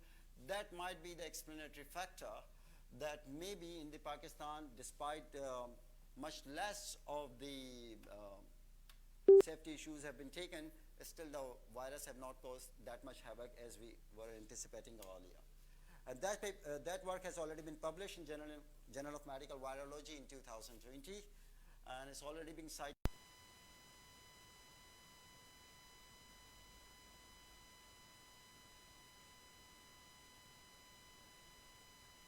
Patients actually may confer the resistance against the attachment of the virus, then the virus penetrates into the cell. And for the penetration of the virus, what happens, one of the human serine protease that is called as TMPRSS2 actually cleaves the spike protein. That's what we call priming. And once it cleaves the spike protein, it allows the virus to enter into the cell. Since TMPRSS2 is also the host protein, variation in the TMPRSS2 may make them unable to prime the viral spike protein. Thereby, virus might be able to attach with the human cell, but may not be able to penetrate inside it. That again confers the natural resistance. So first we explore, this is the extile analysis, and it shows that this particular protein has a very low probability of decrystallization. So it means doesn't matter how hard you may try, you may not be able to get the crystallized version of the protein. So empirically, you cannot resolve that structure very quickly at least. So then what we have done, we have modeled this particular protein. This is actually the protein of the model of the TMP-RSS2, and then we docked it against the spike protein. So there are the two regions which we have identified that this TMP-RSS2 of the human actually binds with the spike protein. So first, it provides a possible target to develop a drug against these particular two attachment sites. So say for example, if you develop a small molecule, what's going to happen? The small molecule is going to interfere this interaction. That's how the TMP-RSS2 may not be able to cleave or prime the spike protein, and the virus may not be able to enter into the human cell. Second, mutation in those interaction sites, the purple one, may also confer the resistance against the virus. So that's what happened in the Iran, sorry, I have not included that slide. In the Iran and Italy and Spain, there are 3 studies which have been conducted, all prove that some of those interaction sites are, if being varied in the human, may confer the resistance against the invasion of the SARS-CoV-2 within the cell. The next we start looking for other targets. So that paper is a very fantastic paper, and I really recommend you to read this paper. It's seriously good paper. That paper has been published somewhere in April 2020 again. So what they've done, they've actually taken out of the 29, 26 genes, they have cloned it into the individually into the cell line, and then by the co-immunoprecipitation method, they have identified what are the human protein that binds with the 26 different proteins of the SARS-CoV-2. And they end up with this. These are the 417 proteins of the human. They are known to interact with the SARS-CoV-2 proteins, 26 of the human of the SARS-CoV-2 protein. So this is the combined network once we have constructed the combined molecular network of it. Then we start looking for it, how to model the disease in a safest possible organism. So one of my very keen interest, and in fact one of my prime interests now, is actually a small little humble fruit fly. It's a 2 millimeter size fly that is being effectively known as a disease model or the model for the genetics. You might have heard this fly name as Drosophila, right? So what we have actually explored, that out of those 417 proteins of the human that interacts with the SARS-CoV-2 26 protein, how many of them are actually being present in that small fruit fly? What we have found, out of 470, 380 proteins are direct orthologs with the human proteins. So it means this small fruit fly could be used to model the disease biology of the SARS-CoV-2. And in fact, some of the experiments we have done, which are quite encouraging as well. That data has been published in Data in Brief earlier. The previous one has also been published in Ames Microbiology. Then a variant arises. As I said, evolution happens. It's a continuous process. The virus. There are so many of other variations which are happening at the period of time, during the period of epidemic. At this moment of time, what we know, there are more than 50,000 variants of the SARS-CoV-2. Out of those 50,000 variants, only very few of them got notoriety, if you like. One of those, the first famous case is of the B117. Now we know it as alpha variant of the SARS-CoV-2, or the UK variant. Once the genome has been sequenced, what we identified that there are about 26 different mutations which are being spread throughout the 29 genes of the SARS-CoV-2. And some of those variations are being present in the spike protein, and some variations are present in another protein which we call ORF8. Why we got interested in the spike and the ORF8 protein? Because these are the two most immunogenic protein of the SARS-CoV-2. Spike protein, quite frankly speaking, most of the vaccines are currently based on the spike protein. So that's one thing. The second thing is actually the ORF8. There's a paper in the Nature Scientific Reports, and if you see over there, it produces the antibodies which remains in our body for a much longer period of time than the spike protein. So it's a very fine diagnostic tool if you like to use it. So then the first thing we have checked the B117 spike protein structure of the SARS-CoV-2, the alpha variant spike protein structure, and the wild type of the Wuhan strain of the SARS-CoV-2 spike protein.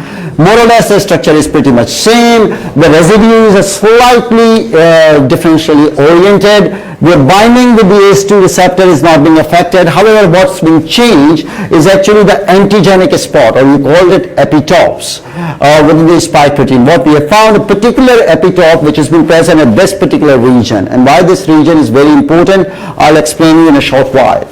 Now see here, that's a co-crystallized structure of the surface topology of the SARS-CoV-2 spike protein. This is the spike protein. And these are the human antibodies. The green, the sea green you are seeing are the antibodies which are binding with the spike protein. So you can see that the spike protein, the antibodies of the humans are binding with the two different regions of the spike protein. One which is called as N-terminal domain, the other one is the receptor binding domain. So in the human, we produces the antibodies against the SARS-CoV-2, and these antibodies are binding to the two different regions of the spike protein. One is the N-terminal domain, and the one is the receptor binding domain. The mutation which happens in the alpha variant are actually in the N-terminal domain. So if you can see over here, the gold and the purple is pretty much superimposable to each other. So whatever the mutation which are happening on the receptor binding domain in the alpha variant are not affecting the binding of that particular spike protein with the antibodies. However, if you see over here, the gold and the purple are not very much superimposable, especially in this region and in that region. What it means that the N-terminal domain structure of the alpha variant has been changed compared to the Wuhan strain. So it means it may impair the binding with the antibodies. And that's what we exactly have found.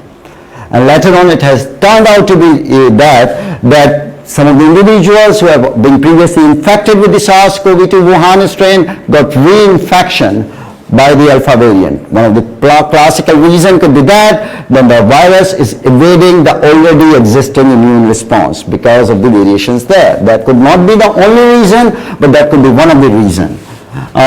Then the next protein is the ORF8 protein. That's a very interesting protein. Why? Because that's the Wuhan strain spike protein, ORF8. All those colored blob, if you are seeing over here, these are the antigenic region of the ORF8 proteins. Okay? This is the SARS-CoV of the 2003 strain ORF8.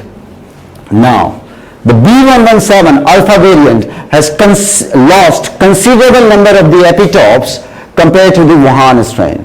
So again, that's an immune evasion mechanism that virus may have evolved during that 1 year of the epidemic by the September 2020.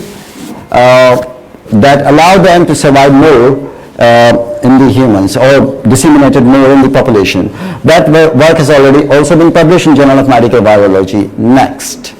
Then we started working with our Malaysian collaborators. So what they have done, they have actually sequenced the whole genome. They have sent us the sequences, and some of the sequences which we have done over here, we have also sequenced it by the next generation sequencing. The whole genome of the virus have been sequenced, and what we have found, the 3 different new lineages of the viruses, which have not, of the SARS-CoV-2, which have not been previously identified, and they have actually been now labeled as Malaysian lineage. So that work has also been published in PLOS One.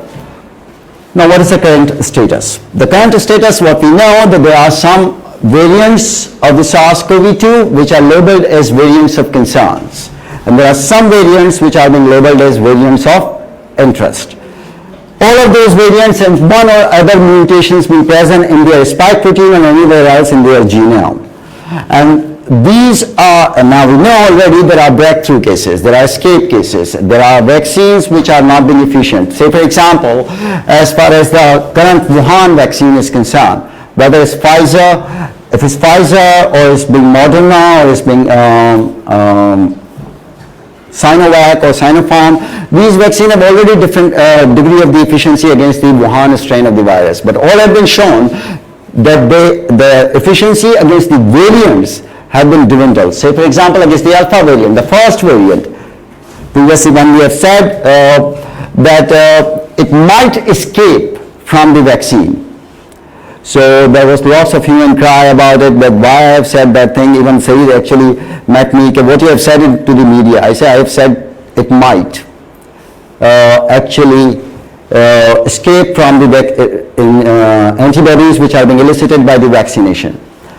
And it does. The later on it has been proved that the Moderna and the Pfizer have 20% less efficiency against the alpha variant. According to some results, about 30 to 35% against the beta and gamma. Against the delta, 25%. Omicron, 23%. So they have much reduced efficiency against all of those variants. And that could be the case that you have been vaccinated but still you got the SARS-CoV-2 infection. It could be a different variant of the virus you are getting. So we thought that could it be possible to design a vaccine that could entertain or that could curtail all of the currently circulating variants of the virus and possibly the future one. So what we have done, we have actually taken the two particular regions of the SARS-CoV-2 spike protein, as I have said, that is of the N-terminal domain and the receptor binding domain to which the antibodies are binding. These are the epitope maps. The red regions, the red blobs are indicating the epitopes or the antigenic region of the SARS-CoV-2 spike protein. These are of the Wuhan, and this is again of the Wuhan. N-terminal domain, receptor binding domain. These are the same region of different variants of the SARS-CoV-2. Now you can see there are subtle variations being present in the N-terminal domain, epitopes, as well as the receptor binding domain. And that's so out of those variations, we thought that could a particular hypothetical sequence of the N-terminal domain and the receptor binding domain could be designed that could have all of those variations in the epitope in a single molecule. And that's what the hypothetical N-terminal domain and the hypothetical receptor binding domain. But once we have identified that, we modeled it, and then we combine them. So that's the hypothetical receptor binding N-terminal domain, that's the hypothetical receptor binding domain, and we link it with the IBNA1 gliala protein, a small portion of the IBNA1 gliala region. That's a repetitive glycine and alanine region which are known to protect the IBNA1 protein, that's from the Epstein-Barr virus, to not being degraded by the proteasome. So once this particular molecule is being synthesized or being actually translated into the human, the protein is not going to be degraded, and it's going to protect it, this particular small peptide of the glial repeat. The N-terminal portion we have to add a tag sequence and for the nuclear localization, because we want that particular mRNA to go inside the cell and at times inside the nucleus as well. So that's the combined structure of the protein. And then we have checked their RNA stability. So if you can look over here, this is the second three-dimensional structure of the Pfizer molecule. This is the three-dimensional structure of our mRNA construct. So briefly speaking, this is the mountain plot. So what we know that to understand this particular graph, there are three lines, red, blue, and green. Red, blue, and green line, the more those lines are being superimposed over each other, the more better stability the RNA molecule has. This is the stability of the Pfizer molecule. This is the stability of our mRNA construct. Next, now that's the immune simulation. So immune simulation, so I will not go into this detail of this graph because I have been told that I have to finish it. Just focus on this yellow line. This yellow line represents the antibody titer. With the Pfizer vaccine, this is the Pfizer vaccine, the antibody titer within the 15 days is about 5,000 molecules. 35 days, it will be dwindled to between 2,000 to 3,000 molecules. The R construct is producing the immune response up to 12,000 molecules in 15 days and up to 30 molecules between 6,000 to 8,000 days. Now that work has already been, we have submitted it, we got the revision of it, we have submitted the revision and it's in press now, and shortly in about a week time or so you may see the paper of it. Now these are the individuals who have contributed a lot during this work. This is my dear colleague Nusrat, Basma, Aisha, Anusha, Sanya, Fauzia, Nasir. Nasir is from IBA, he's from the computational side, and this is the biochemist, microbiologist, biotechnologist, all three of them. And at that point of time, these three were undergrad when we have done this work. Thank you very much.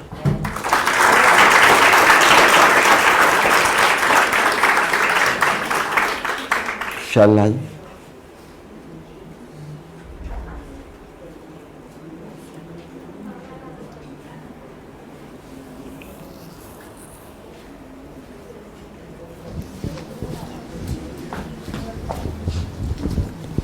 Sir, is it possible that we can prepare restriction binding domain? जैसे आपने कहा था कि enzyme restriction binding domain पर virus एक HIV patient था, वो resistance थी उसके अंदर restriction binding domain पे, जिसकी वजह से वहाँ वायरस उसके बाइंड नहीं हुआ, तो जिससे HIV रेजिस्टेंस थी उसके अंदर. कैसा पॉसिबल है कि जो डिफरेंट वायरसेस हैं, ठीक है, तो उनकी भी रिस्ट्रिक्शन बाइंडिंग डोमेन होगी बॉडी के अंदर, तो हम कोई ऐसी ड्रग प्रिपेयर करें या उसके अगेन एंटीजन के वो रिस्ट्रिक्शन बाइंडिंग डोमेन को वो वायरस टारगेट, वो पहले से हम उस ड्रग टारगेट करें, जिससे आने वाले जो वायरस हो उस बाइंडिंग डोमेन पे बाइंड ही ना हो, जिससे वायरस का इन्फेक्शन ही स्प्रेड ना हो. Alright. So what is actually a receptor binding domain? Receptor binding domain. Okay. So yeah, hypothetically speaking and theoretically seems nice, but let me ask you one question very simply. So the virus is exploiting one of your protein as, and a part of that protein is a receptor binding domain, right? Yes. For its advantage. Why that receptor binding domain and why that protein is present in your body in the first place? Because of certain particular function. Yes. If you design a drug for no use, because at this moment of time you are not being infected with the virus, yes, and you're just taking this drug, that might affect the normal physiological function of that particular protein. So theoretically, yes, you can design a molecule against binding with any particular molecule. There are about 23,000 proteins being encoded by your genome. You can design any small molecular inhibitor against any of those 23,000 molecules. But is it being necessary? Because those 23,000 proteins are because of some particular evolutionary advantage. Virus is using that particular advantage of yours in its own advantage. That's how it works. तो जो HIV patient था जिसके अंदर वो receptor absent, deleted. Part of that particular receptor has been deleted. CXC4. So that's why HIV virus is not binded. So उसके अंदर कोई side effect नहीं हुए थे? Obviously हुए होंगे. That I am not aware of. But let me tell you, this is what we call in evolutionary biology trade-off. You got an advantage on one side, but because of that particular trait, you got a disadvantage as well. Say for example, you got a larger larger cranial cavities. Okay? Why? It provides you a bigger very big advantage. What is that advantage? You can accommodate a larger cerebral hemisphere that defines your intelligence and cognition and many other things, right? That is an advantage you got. But at the same time, humans, female, require assistance in delivering a baby. You got a disadvantage. Human mortality without medical intervention, if you exclude all the medical intervention in the last 200, 300 years, human mortality during the childbirth is far higher than any of the other mammals, including primates. Why? Because one of the reasons is actually the larger cerebral size. So you got an advantage on one side, but on the other side you got a disadvantage. So evolution is a complete blind eye, and then the nature will select what is being fruitful to you. So CXC4, consider a possibility. Would you like to have a diabetes or be died? Died. Well, you have a very morbid desire to face the end of the world, isn't it? Diabetes is much less threatening than being dead, right? So consider a possibility that this HIV virus get airborne. It is spread like SARS-CoV-2 or any other of the flu virus. What's going to be happening then? That in about 5-year time, all of those individuals who actually don't have that mutations will be dead because of the HIV infection. Pharmaceutical companies cannot cope with that much amount of the drugs against the HIV, neither that much mass vaccination could be taken. Okay? So in 5 years' time, a single mutation in the virus that possibly could make HIV airborne could change the gene pool of a much advanced, or possibly, if you like to say, the most advanced species on the earth. Previously, those particular CXC4 mutations are considered as a mutated individuals. But once that 5-year period has done, now all of those wild type are dead because of the HIV, and now the CXC4, which was once the mutated one, becomes the wild type. So that's the force of nature, or evolution, if you like. Thank you, sir. You're welcome.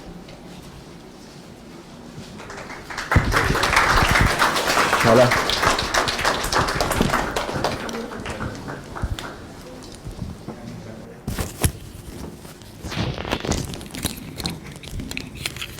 Thank you, Dr. Mushtaq.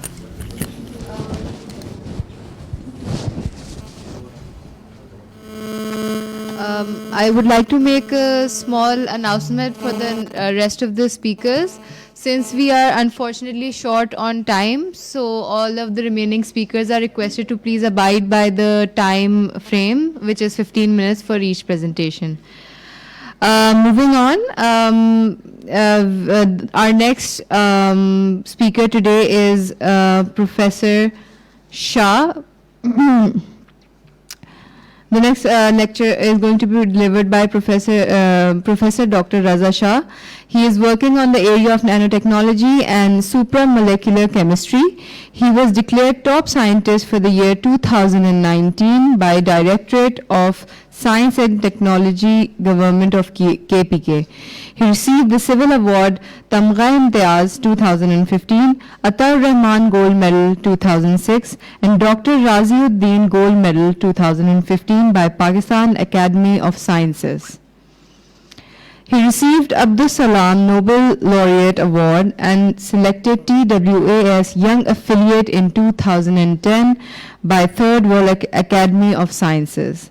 He has authored 5 books and also edited 2 books, along with 7 chapters in books and more than 430 research articles in international journals with impact factor of more than 1,330. He has 2 US patents to his credits as well. He has supervised and co-supervised 33 PhDs and 43 MS MPhil scholars. The research projects of Dr. Shah are funded by both national and international funding agencies. Sir, I would request you to please make your way toward the stage to deliver your presentation. Thank you.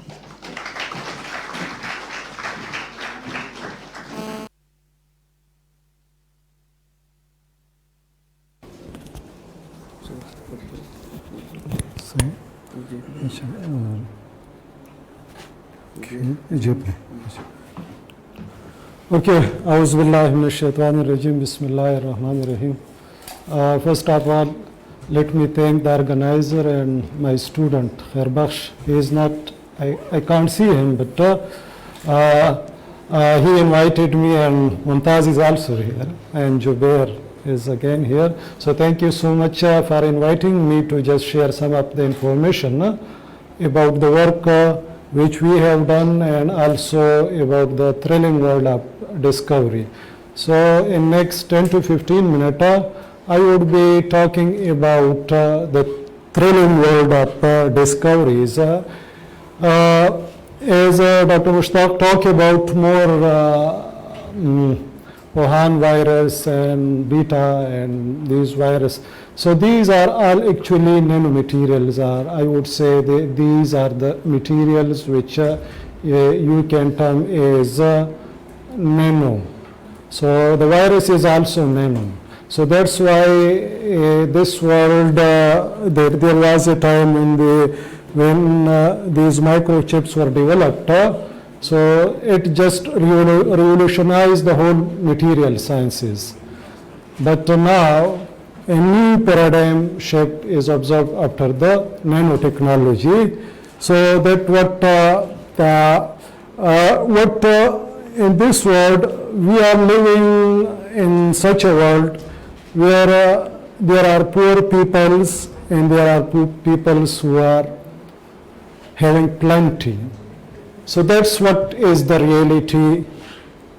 But how we can equalize these both?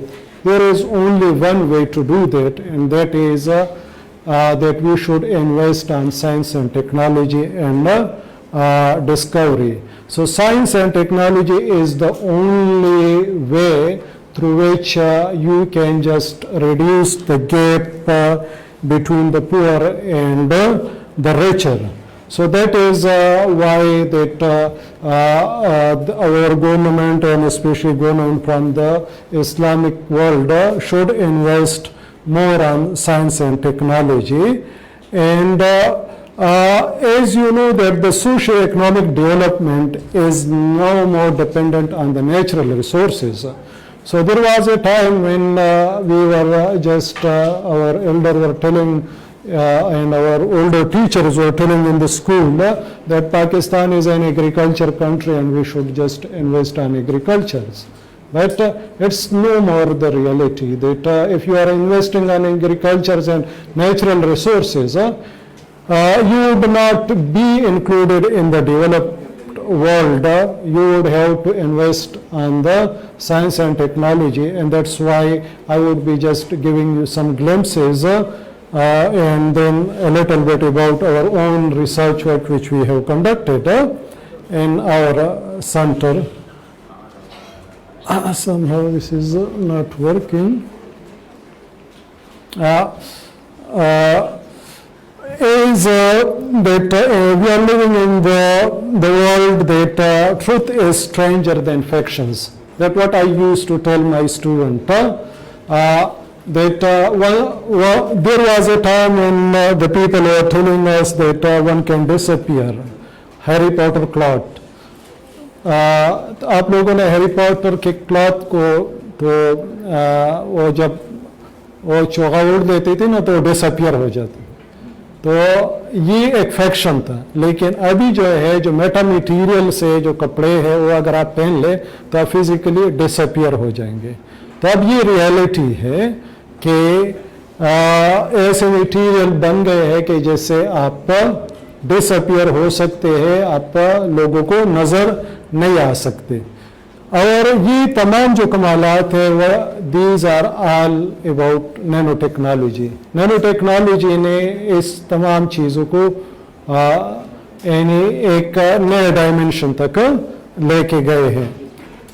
Just एक simple definition कि what is nano technology. If someone is working or manipulating any material or particles, and one dimension of that material or particle is less than 100 nanometers, so then we say that this particular person is working in the area of the nanotechnology. So this is just for the student, that's nanotechnology. Let me switch to why nanotechnology is so important. Nanotechnology इतनी importance उसकी क्यों है? Nanotechnology के importance के दो तीन वजूहात हैं. Number first कि ये जो है आपके जो मटीरियल्स है उसके प्रॉपर्टीज़ को चेंज करती है. जब आप माइक्रो से नैनो लेवल तक आते हैं तो मटीरियल प्रॉपर्टीज़ कंप्लीटली चेंज हो जाती हैं.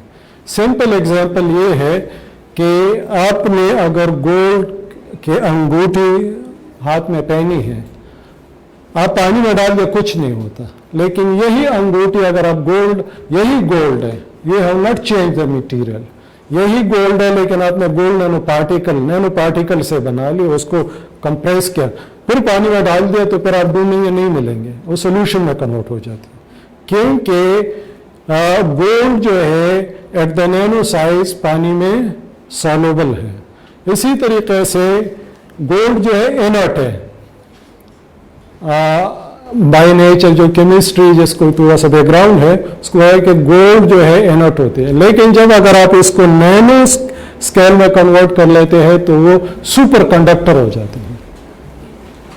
क्यों होते हैं? क्योंकि नैनो में जो बैंड गैप होता है, जब आप जितना भी साइज आप रिड्यूस करते हैं तो क्या होता है कि जो न्यूक्लियस के आउटर इलेक्ट्रॉन पे इम्पैक्ट जो है कम होता जाता है और जो neighbouring nucleus of the atoms है उनका इम्पैक्ट बढ़ता जाता है, जिससे क्या होता है एक इलेक्ट्रॉनिक सी क्रिएट हो जाती है और उसके बेस पे जो मटेरियल प्रॉपर्टीज है वो टोटली चेंज हो जाती है अगर आप किसी भी मटेरियल को नैनो स्केल में कन्वर्ट कर ले तो। और वजह क्या है? क्योंकि सरफेस एरिया आपने बढ़ा दिया। जब भी आप सरफेस एरिया किसी भी मटेरियल के बढ़ा देते हैं तो at the same time what you do, you increase the reactivity of that particular particle. So surface to volume ratio बढ़ जाते हैं और आप जितने भी कैटालिसिस है, जो लोग कैटलिस्ट पे काम करते हैं या जो लोग इंडस्ट्रीज में काम करते हैं, तो वो अपनी जो मटेरियल है या कैटलिस्ट है उसको फाइन पाउडर में कन्वर्ट करते हैं ताकि उसकी रिएक्टिविटी बढ़ जाए। तो ये जो है एक्चुअली अगर आप नैनो स्केल पे लेके आ जाए तो फिर जो है प्रॉपर्टीज कब एब्रप्टली चेंज हो जाती हैं। एंड दैट्स व्हाट इज कि आप इलेक्ट्रिकल प्रॉपर्टीज चेंज कर सकते हैं, mechanical properties, optical properties, chemical properties and physical properties, जब आप मटेरियल माइक्रो लेवल से नैनो लेवल तक लेके आ जाते हैं तो क्या हो जाते हैं, ये तमाम प्रॉपर्टीज चेंज हो जाती हैं। और यही जो है डेली लाइफ में यूज होते हैं। मसलन आप नैनो पार्टिकल इस वक्त अवेलेबल है मार्केट में, इसको सोल में जो सॉक्स है silver nano particle embedded socks prepared हुए हैं जो कि जिन लोगों के स्मेली फीट होते हैं वो अगर ये सॉक्स इस्तेमाल करते हैं तो उनके पाँव से या शू से बदबू नहीं आती। तो ये जो है क्योंकि ये बैक्टीरिया को किल कर लेते हैं। नॉर्मल केसेस में अगर आप सिल्वर यूज करते हैं तो it's not functioning like that. So that's why के नैनो रीजियन में कंप्लीट प्रॉपर्टीज चेंज हो जाती हैं। इसी तरीके से जो ड्रेसेस हैं वो भी ऑलरेडी आर्क ने डेवलप किए हैं इसी तरह के ड्रेसेस के। अगर आप नैनो मटेरियल इसमें यूज करते हैं तो इट वुड नॉट स्मेल। और जो जर्म्स है खासकर आज के जो पेंडेमिक के दौर में अगर मास्क और इनमें नैनो मटेरियल बहुत सारे यूज हुए हैं, बल्कि अभी जो इस वक्त जो point of care detection device थी ये कोरोना एंटीबॉडीज के लिए, वो भी गोल्ड नैनो पार्टिकल की थी। सबसे पहले जो FDA ने अप्रूव की थी वो गोल्ड नैनो पार्टिकल के जो SARS-CoV-2 के लिए के एंटीबॉडीज डिटेक्शन के लिए होते हैं। और वो जस्ट ये है कि आप ब्लड उस पर लोड कर ले and it just sense that one.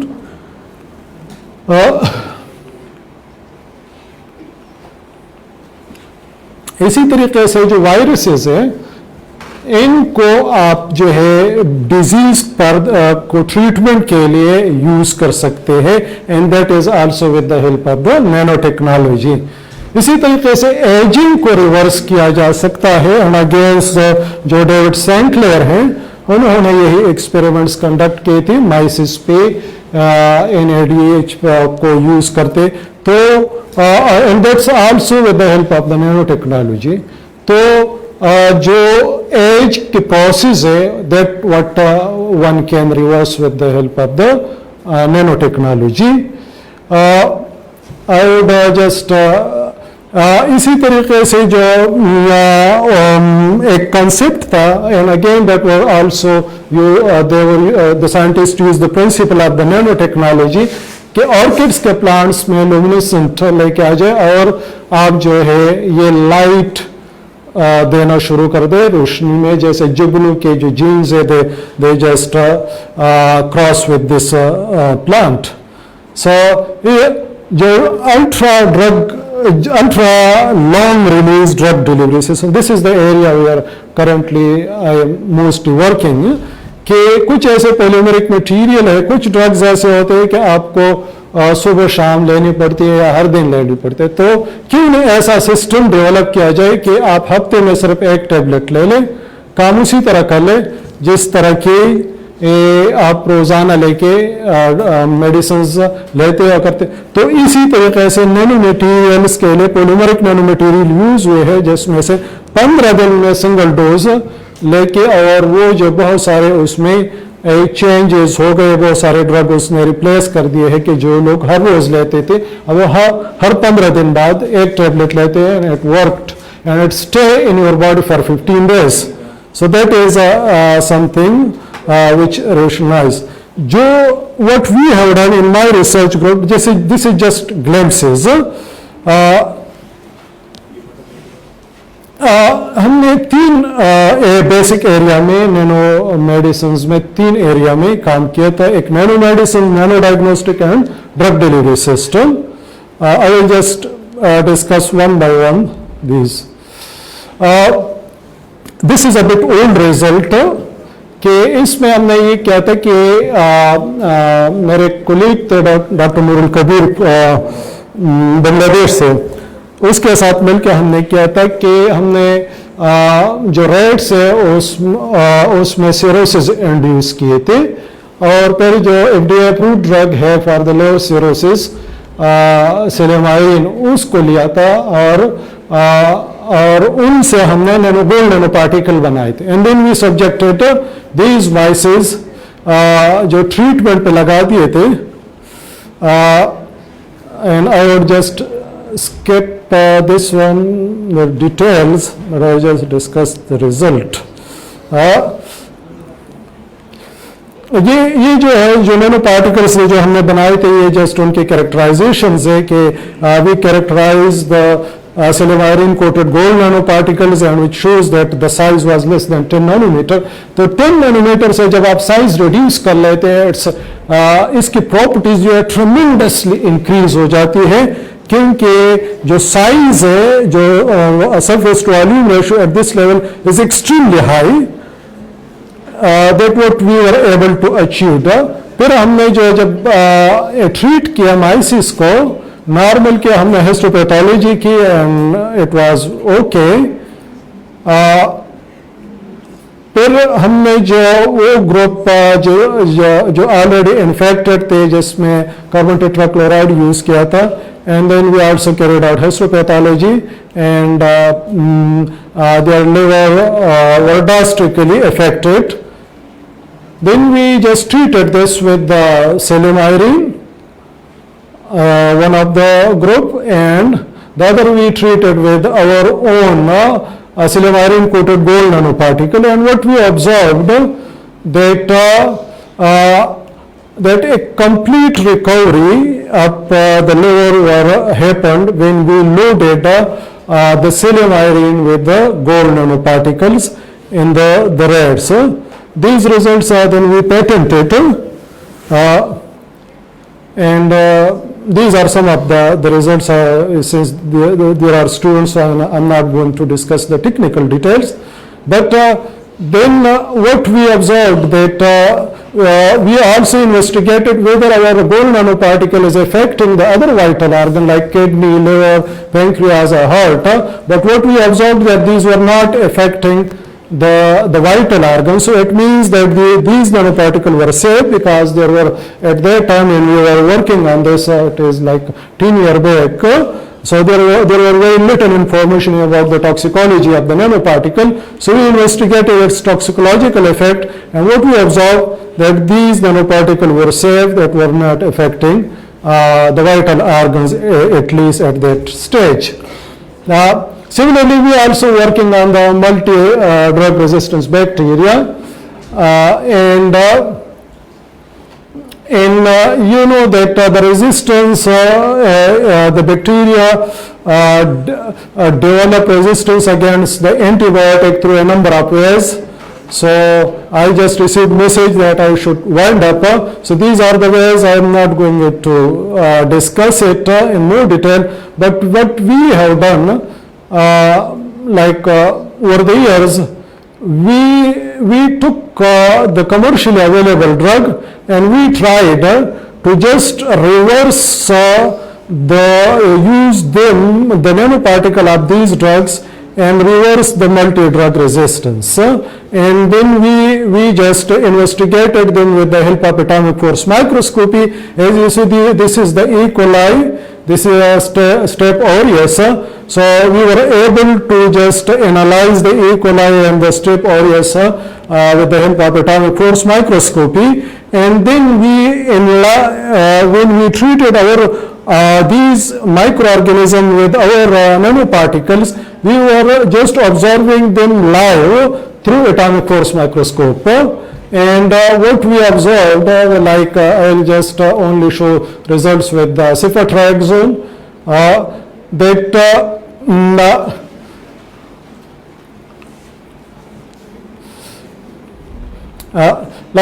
these are the results that when we treated these E. coli with just 5 milligram for 6 hours, 5 milligrams for 2 hours, these E. coli with the nanoparticle, as you can see that these E. coli were completely disintegrated. And for 8 hours, they completely disappears. And these are the results which we were just observing live in the real times, which shows that the nanoparticle just increase the effect of cifotriaxone to a greater extent. And these are some of the other results. And let me thank a wonderful group of my students who worked over the years. My research group, one of my students, Badnawaz, he also worked in this area. So he is assistant professor at Michigan State University. Burhan is also in Canada. Nadeem, Dr. Said Nadeem, he is also assistant professor at Mughla University, Turkey. And thank you so much for your attention.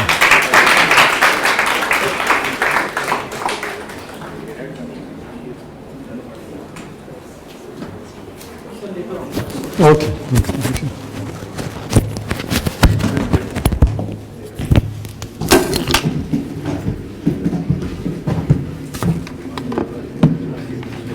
Attendees, unfortunately, due to the shortage of time, the question answer sessions will be conducted towards the end of all of the presentations. Thank you very much for that interesting presentation, Professor Dr. Raza Shah. Next, we have Professor Dr. Mohammed Asif Qureshi. Professor Dr. Mohammed Asif Qureshi is currently working as a professor of pathology, consultant molecular pathology, director, Dow Labs, focal person, Dow Genomics Lab, and head of the Dow Career Registry at the Dow University of Health Sciences. Professor Qureshi is actively involved in academics, undergraduate and postgrads, research, diagnostic and administrative services at the DUHS. He completed his MBBS from Dow Medical College in 2005, followed by PhD from the University of Glasgow, UK, and postdoc from University Medical Center Mainz, Germany. Sir, please make your way to the podium.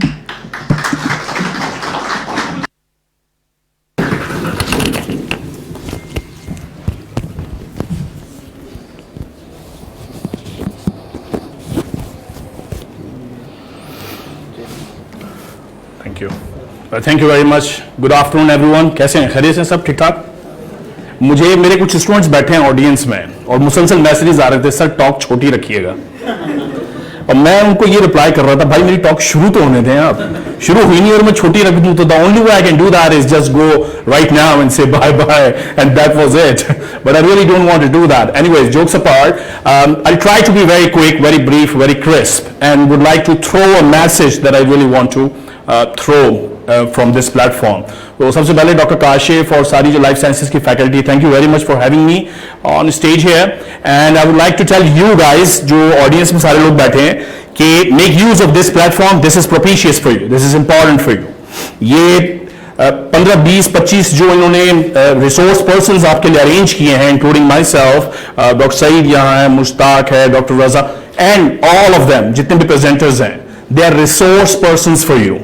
मैं एक दफा Lindau गया Germany, that was a Nobel laureate meeting. Germany में वो ये एक process करते हैं कि they invite young scientists and Nobel laureate. I have yet not won Nobel prize, but मैं वहां गया था एज अ यंग साइंटिस्ट. वहां इंटरेक्शन होती है उन सबके साथ. एक स्लोगन रखते हैं वो, and the slogan is connect, educate, inspire. ये उनका स्लोगन है और मुझे ये स्लोगन बड़ा पसंद है. ऑब्वियसली अगले 5, 6, 8 मिनट में मैं आपको ये पूरी नेक्स्ट जनरेशन सीक्वेंसिंग पढ़ाने नहीं लगा, ना पढ़ा सकता हूं. Obviously it's a very like in depth type of topic, वो हम बाद में बात कर सकते हैं. बट ये मैसेज जो मैं थ्रो करना चाहता हूं, please connect with people, try to educate yourself, get inspired and inspire other people. Okay, my name is Professor Asif Qureshi and I'm Professor of Pathology at Dow University of Health Sciences. Introduction number थोड़ा उन्होंने दे दिया. I'll be talking about next generation sequencing and very quickly why this is important clinically. और particularly मेरा focus होगा oncology और cancer related NGS पर. Since this is the life science audience, तो next generation sequencing आपके लिए it's a very very important tool for you to know about this, क्योंकि life में कभी ना कभी आप इसको यूज कर रहे होंगे. So it should be in your skill set list. This is important guys. Elon Musk का नाम सुना आप लोगों ने? किसने सुना इलॉन मस्क? हाथ उठा के बताएं मुझे, raise your hands. Right, is the Tesla guy, right? There is more to it. Tesla से ज्यादा आगे भी चीजें हैं. वो रॉकेट्स बना रहे हैं जी, मार्स को कॉलोनाइज कर रहा है. You no about this? All of you से यस इफ यू नो. से यस. से नहीं सुनाई दे रहा? a little more yeah, so you know about. Do you know about Neuralink? You know about Neuralink? This guy has designed microchips which will communicate with the human cortex so that the human and machine interface is improved. Oh, what a guy he is, huh? और सबसे अमीर बंदा भी है, और Twitter and all these, he is famous these days, isn't it? अच्छा, उससे किसी ने पूछा कि आप लोगों को हायर कैसे करते हैं? How do you hire people? Job पे कैसे रखते हैं? कौन सी डिग्री देते? पीएचडी होनी चाहिए, पोस्ट डॉक होना चाहिए, what should the person have? वो जवाब देता है मैं डिग्रीज तो देखता ही नहीं, मैं एक सवाल करता हूं, the first question, and then the interview takes its own way. और वो सवाल क्या है? You know that? What will you contribute to my company? आप क्या कंट्रीब्यूट करेंगे मेरी कंपनी में? These are my companies. आपके skill sets, what value will you bring to my company? So please increase your skill set. अपनी values बढ़ाइए, goal set कीजिए, target set कीजिए, और उसके लिए फिर आप लग जाएं, और फिर इस पूरे प्रोसेस में जो आप चीज बनेंगे, और फिर आप अपने आप को एडमायर करेंगे कि वाओ. सो ये सारी जो वर्कशॉप्स होती हैं, एजुकेट, कनेक्ट, इंस्पायर. ओके, बात करते हैं नेक्स्ट जनरेशन सीक्वेंसिंग की. मेरे पास ज्यादा टाइम नहीं है, I will be very quick. और मैं आखिर में आपको बताता हूं कि ये पूरी प्रेजेंटेशन आपको मिल भी जाएगी, आप इसको पढ़ भी लेंगे. मैं अवेलेबल हूं पूरा का पूरा यूट्यूब पर. ये पूरी प्रेजेंटेशन मैंने वहां डाली भी है, पढ़ाई भी है, so that's not a big deal. Point सिर्फ इतना है कि there are different range, there is a wide range of genetic variations. और इस स्लाइड का टेक होम मैसेज ये है कि for right diagnostic dilemma you need to pick up the right diagnostic test. अगर घर पे रोटी बनानी हो तो तवा रखेंगे, देग नहीं रखेंगे, देग में रोटी नहीं डालेंगे. So that's the kind of thing that I want to give message इस स्लाइड में, कि अगर you are looking for big generic variations such as chromosomal changes, such as polyploidy, aneuploidy, rearrangements, these are big changes. And these big changes can be obviously detected by something like karyotyping, easily doable. And as you go down, smaller changes, copy number variants, indels, point mutations, and all these, you need to pick up more relevant, more sensitive technology. NGS is a highly, highly powerful technique, okay? It's out there sequencing for a long, long time now, but the long, long time goes into decades and decades. But anyways, it's making success stories. So NGS अब cheap हो गया है, it is more affordable, it is more available.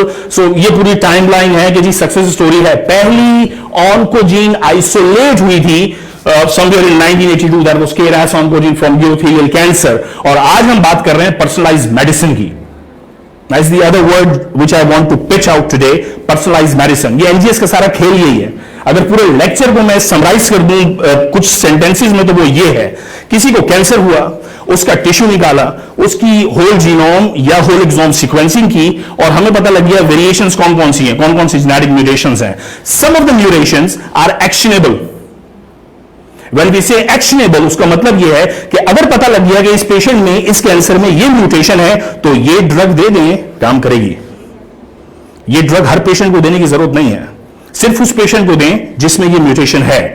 अगर एक particular cancer में एक particular mutation detect कर ली, तो जरूरी नहीं है उसके लिए ड्रग अवेलेबल हो, लेकिन यह हो सकता है कि उससे यह पता लग जाए कि जिन पेशेंट्स में यह म्यूटेशन होती है उनकी प्रोग्नोसिस अच्छी नहीं होती. 5 year survival rate. So the point is कि म्यूटेशन और एनजीएस से, नेक्स्ट जनरेशन सीक्वेंसिंग से जो डेटा आपको मिलता है, it may have diagnostic importance, therapeutic importance, prognostic importance. Okay, so this is important. और ये this success story is, you know, अभी 2022 है और ये बढ़ता जा रहा है. मैं a few months ago I was in US for one of the training sessions, और वहां मैं NGS lab में काम कर रहा था, and that was a norm there. Her operative surgeon वहां पर कैंसर की सर्जरी का सैंपल हिस्टोपैथोलॉजी के लिए भी भेजता है और एनजीएस के लिए भी भेजता है कि जरा देखें ना, इसके अंदर कोई म्यूटेशन ऐसी है जो आज की तारीख में एक्शनेबल है और हमें पता है. So that's a norm and routine in west, many of the hospitals, और hopefully पाकिस्तान में भी. अभी earlier on यहाँ सेशन था. all these optimist people are here and inshallah we'll bring the change. ये चीजें यहाँ भी स्टार्ट हो जाएंगी बहुत जल्द. and I'll tell you, human genome project में इसकी डिटेल्स में नहीं जा रहा. पॉइंट सिर्फ ये है कि सैंगल सीक्वेंसिंग यूज होती थी, आज भी गोल्ड स्टैंडर्ड है, but this thing NGS is massive. इसका थ्रूपुट बहुत ज्यादा है. It's massively parallel sequencing. आप बहुत जल्दी कर सकते हैं, चीप हो रही है, सो इट्स फास्टर, थ्रूपुट ज्यादा है, but still you have to go back to Sanger sequencing. Having said that कि जी एनजीएस बहुत तेजी से आगे बढ़ रही है, का मतलब ये नहीं है कि सैंगल इज आउटडेटेड, ऐसा बिल्कुल भी नहीं. So don't take this message. Okay, NGS के बहुत सारी मशीन्स अवेलेबल है. Illumina by far is the market leader. वो कहते हैं कि जी more than 90% of the sequences जो कहीं पर भी दुनिया में सीक्वेंस हो रही हैं वो इल्यूमिना से है. So Illumina is the market leader, but there are so many other platforms you should know about sequencing. These are babies from Illumina, MySeq, HiSeq and NovaSeq. We are also establishing a genetics lab at Dow University of Health Sciences, almost done, will be inaugurated I think in a couple of months time.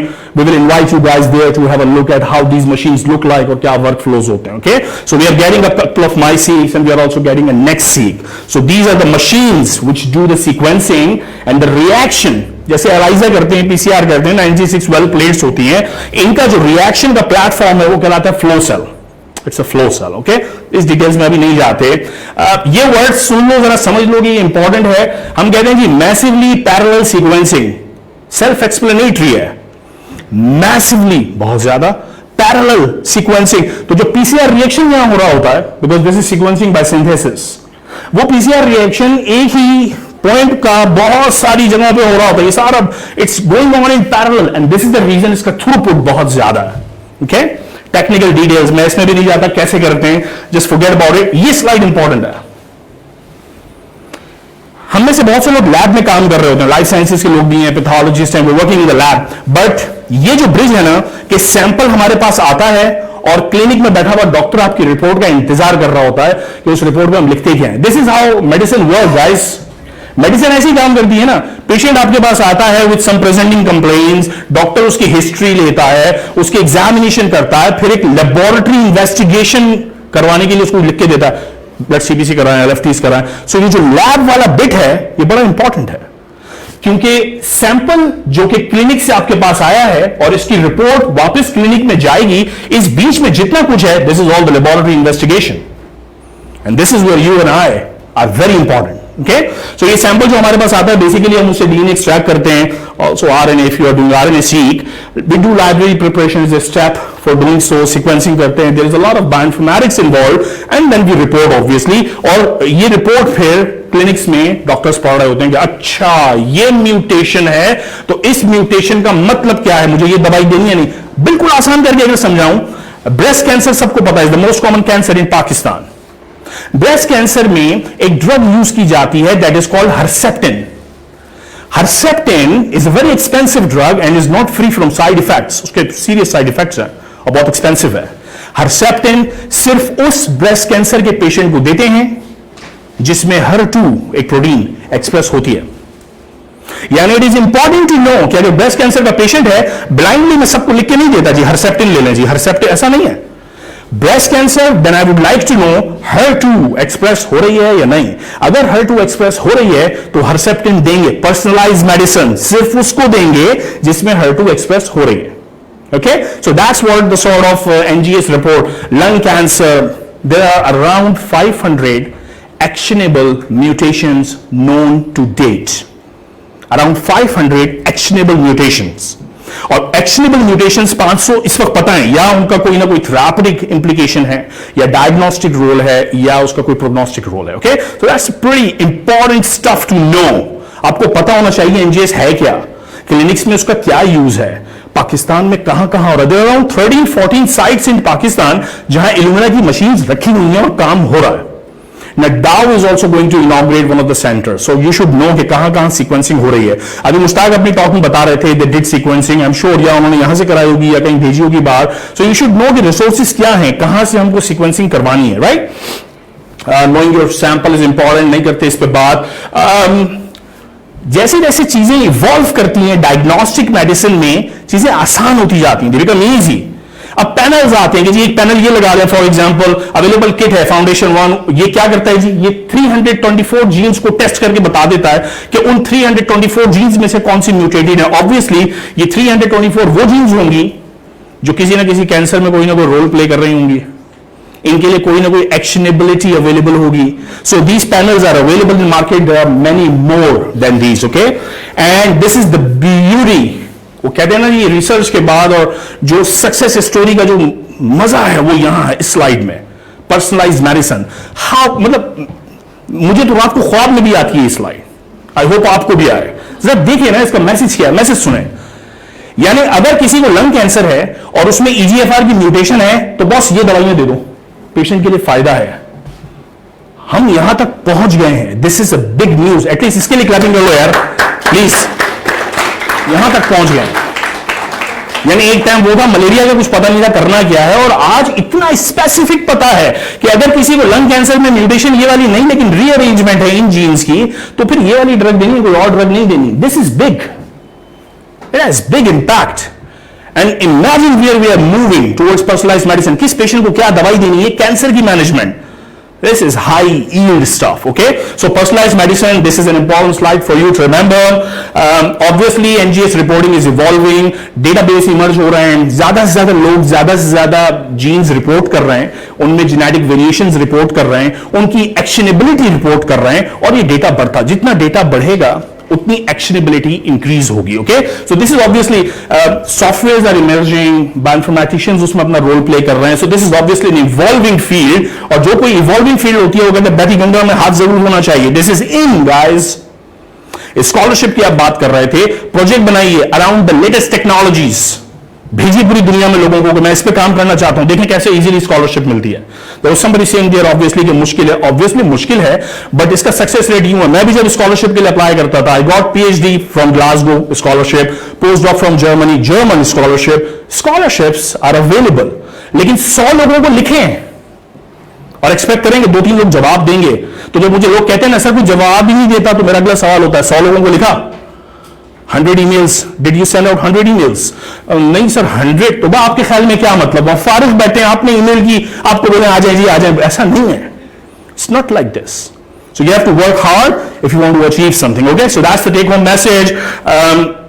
This is simply conclusive remarks. Obviously, we need to pay attention. NGS is a new thing. इसकी awareness बढ़ानी होगी clinics में भी, और जाहिर है Pakistani perspective is difficult perspective.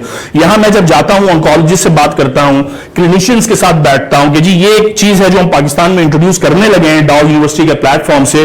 अरे यार डॉक्टर साहब यहाँ पेशेंट 300 रुपए का टेस्ट नहीं करवाता, ये कितने का होगा? मैं यार ये तो हजारों का होगा, 30, 40, 50 हजार का टेस्ट. अरे कहां करवाएंगे? दीज आर द रियलिटीज जो हमें फेस करनी है, बट दैट डजंट मीन कि हम ये काम ना करें.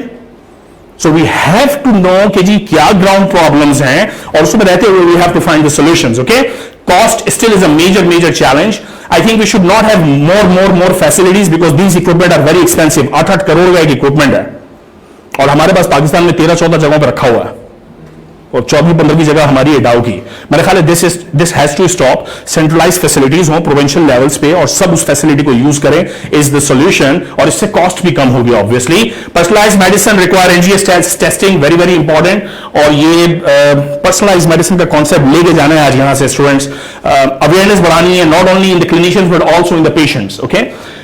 Or NGS testing is evolving. So that's all from my side. I don't want to bore you with the techniques of NGS. लेकिन if you are interested to know more about it, so आप connect हो जाए मेरे साथ। इसका एक detail lecture मेरे channel पे पड़ा हुआ भी है। Just type in Asif Qureshi at YouTube. You should be on my channel. And if you have any problem and if you want to connect to me, this is me. Just text me. Okay. So one thing you should do, because we do not have time, is to save this slide if you want to get back to me. Okay. Thank you very much. If you have any questions, I can take them now or later, or whatever the management decides. Later, okay. But you should at least appreciate I was the quickest of the speakers. Yeah.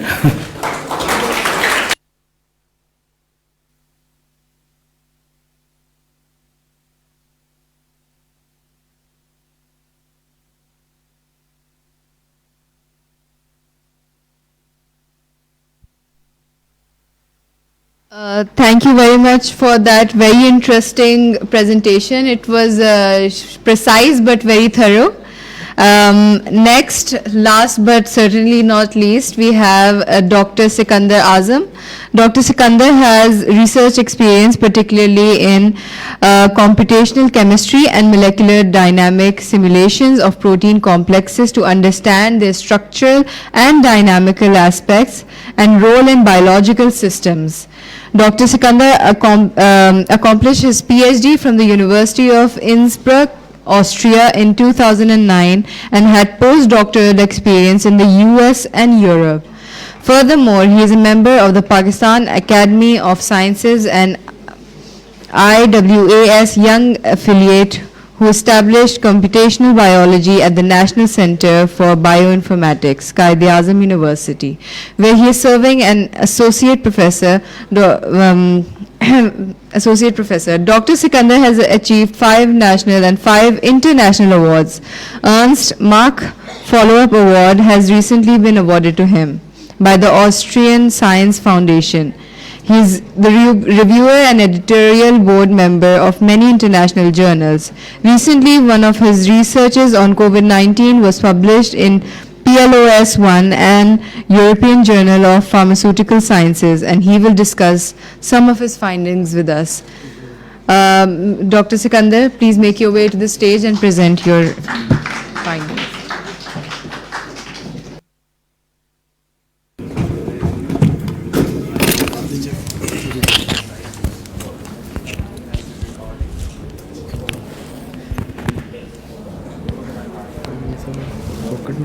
Pocket में रख लेता हूँ।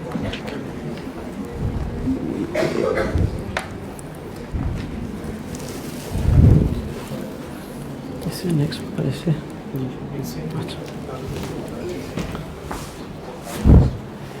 Well, good afternoon everyone. Can you hear me? So my task is very difficult, and the topic of my talk is how to make you not sleep right now, because it's end of the day.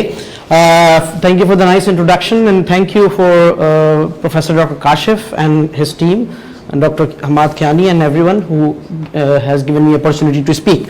So trying to, okay, well, where I'm from Computational Biology Lab from the National Center for Bioinformatics, and this is the area I have been working on, the molecular dynamic simulation of proteins since last many years.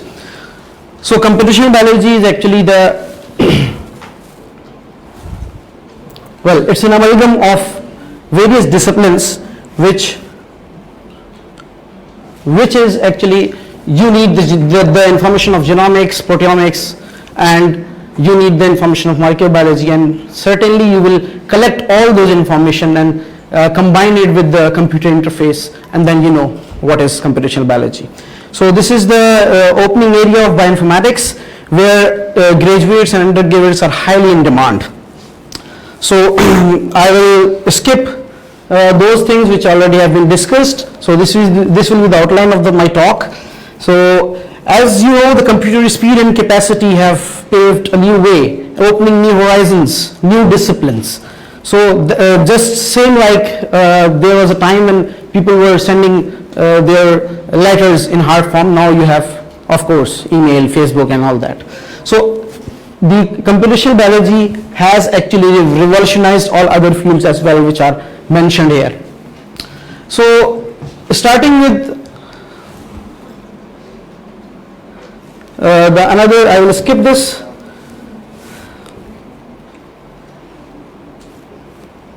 Okay, this will be the major slide. Let's go back to FSC and we will talk about the molecular dynamics now. In molecular dynamics, when you are treating with proteins, everything is a molecule. So you have to take them as a molecule. So if you remember, if I am standing here, so I am just addressing the students and I am asking them this question. If I am here and I change my position to this place, so what I have done? So this is the only way not to make you sleep. I have covered what? Distance. And if this is in a particular direction, what is this? Displacement. Excellent. So I am changing the position from x1 to x2, right? And I am, when I include time in it, what the term we use? Movement, motion, right? And now you all know the laws of motion. So this was the laws of motion Dr. Zuhair Heather was talking about. These things are governing these all discoveries. So you treat the molecule as one and then you make them in the motion and then you just inquire what's happening inside. So let's make up your mind there is a disease you want to work on. This will be the last talk and I want to give you some information that how to start. Okay, just what I usually do in my class. How to start? Let's think about any disease in your mind. What is the journey? Come on. The journey is like, this is the traditional journey I'm talking about. So a drug, you identify the disease, you go for the isolation of protein, you find the drug effective for it, you take 5 years, preclinical testing, formulation. These are those steps which makes a drug to come into market in 15 years. So previously it was like that. So what happens after the recent trends of genomics, proteomics, bioinformatics and eruption of computer-aided drug designing methods? So what happened? The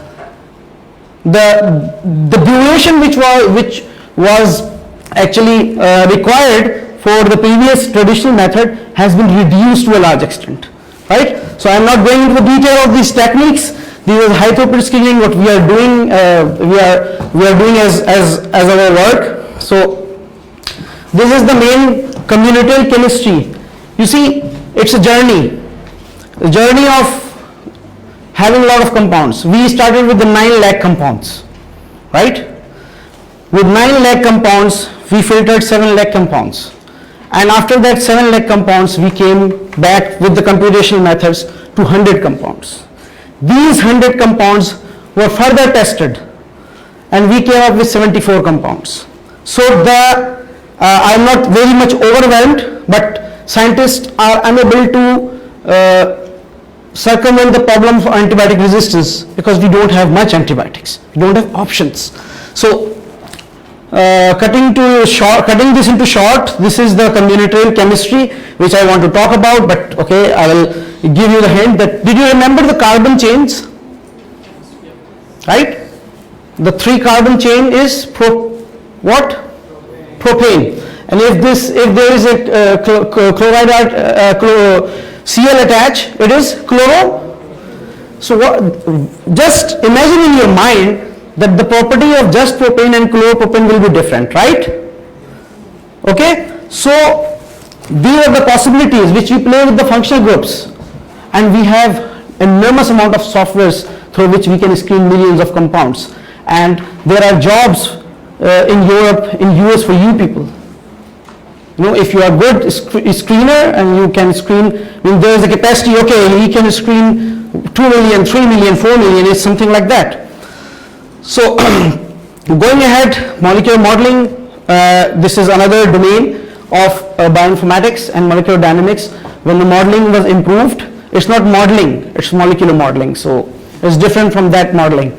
So in modeling, you have a model who is an ideal, right? And he or she walks on the ramp.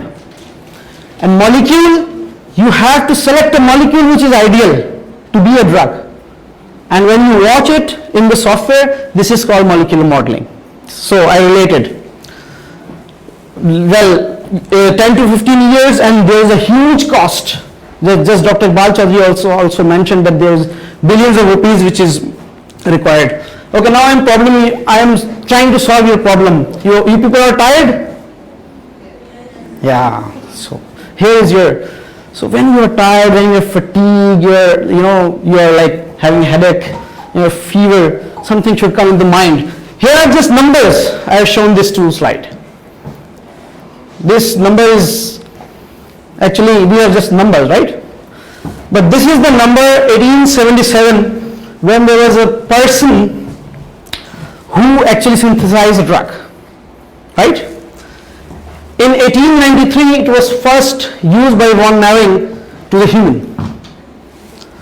From 1893 to till 1950, it was always controversial. Oh, there are safety problems. Might be it comes into the market. No.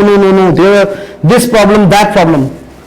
In 60s and 70s, ultimately there are some companies, they say, okay, just market it. This is the solution of your headache. Before that, people were taking just salicylic acid. This is the journey of Panadol, which you are taking for good for nothing. Oh, I'm tired, I just one pill and I'm okay. Right? So what I'm trying to tell, that every subject has a story. Every drug, every medicine has a story. Well, there are some facts which Dr. Mushtaq has really explained a lot, so I will skip that part. So we actually developed some constructs on the COVID for the design, and it was the first paper from Pakistan which was published from our group, and which came into the media. We just developed 5 constructs, and it was published in European Journal of Pharmaceutical Sciences. And the second part is the multi-drug resistance and the introduction, which I am totally skipping. This is again, you go to the doctor and you are resistant. We are talking about it a lot. So this is because, don't put everything on the doctor. How much of you know your own medical allergies? When doctor asks you, do you have any medical allergies? No, I am fit, I am Superman, I am Captain Marvel. You don't know about yourself, but you blame the doctors. Because I have been in contact with doctors as well. It's not like that there are some extent, there are some doctors who are giving you the over-the-counter antibiotics and making you resistant, but it's not all their fault, right? We have overburdened doctors, 10,000 people and one doctor. So you have to know about yourself as well. If you have viral, come on, listen to me this carefully, the take-home message. If you have a viral which should go by 2 or 3 days, don't take any medicine, right?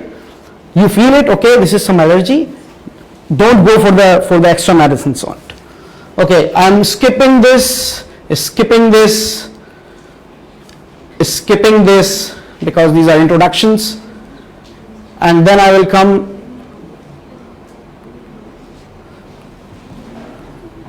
Okay, this is our route. Yeah, in 5 minutes I will be done. This is our route. In bioinformatics, we have developed some methods, which is, of course, we have write it for the patent and the copyrights as well. So what we do the computational part, then experimental part we collaborate, and we also do the algorithm designing. This was another discovery of a novel beta-lactamase inhibitor. This was the journey which I was talking about, that 7 lakh, and then we have 74 compounds. And after those 74 compounds, we came to know that beta-lactamase is like, making a lot of mess inside.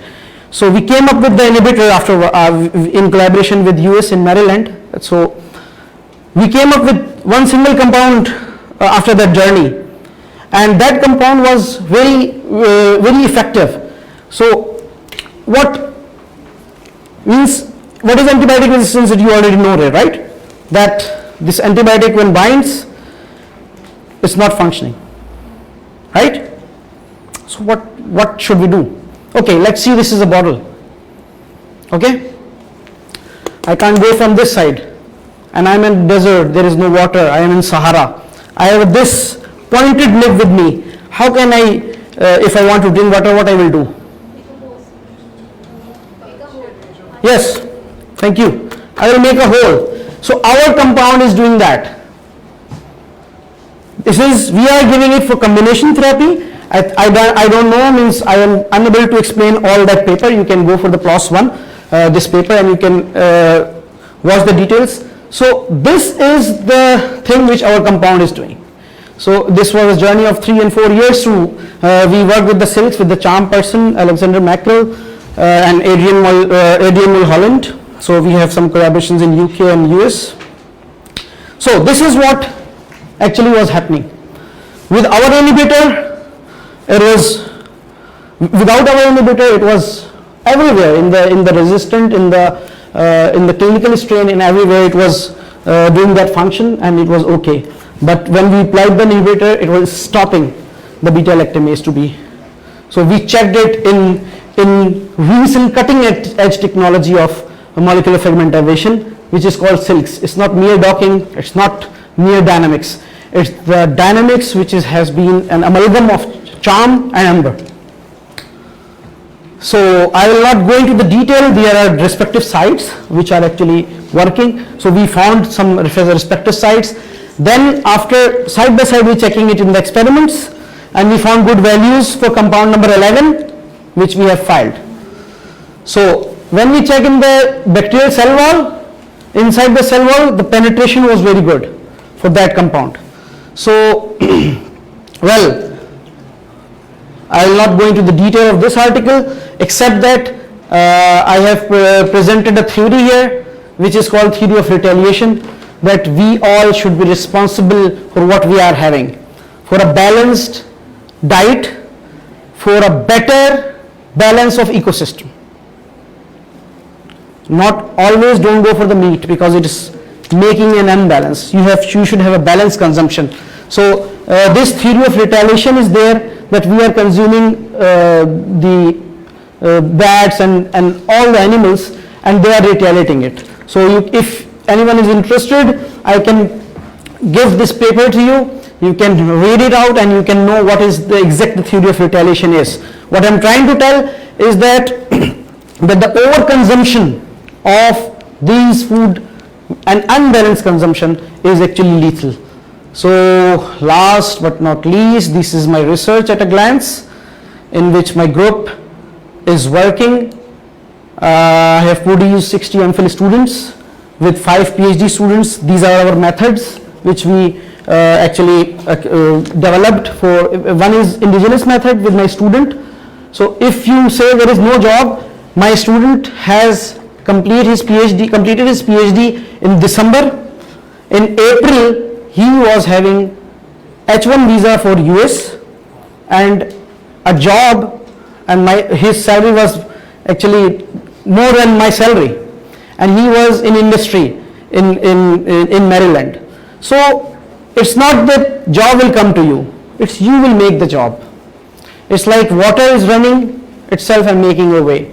Okay, so these are some glimpses of the method which we developed, and this is another.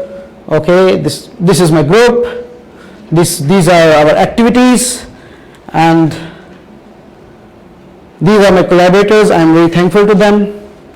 Thankful to the President SZABIST, Dr. Shahnaz Wazir Ali, and Dr. Kashif, and thank you for your patience.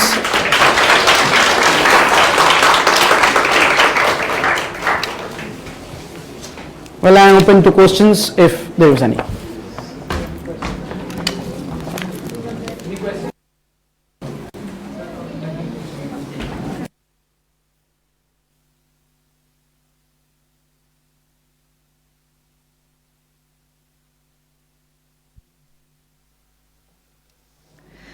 Attendees, please give a huge round of applause for our guest speakers, Dr. Mushtaq Hussain, Dr. Raza Shah, Dr. Asif Qureshi, and Dr. Sikandar. To show our appreciation, I would like to invite Dr. Hamad Afzal Kiani onto the stage to present the guest speakers with shields.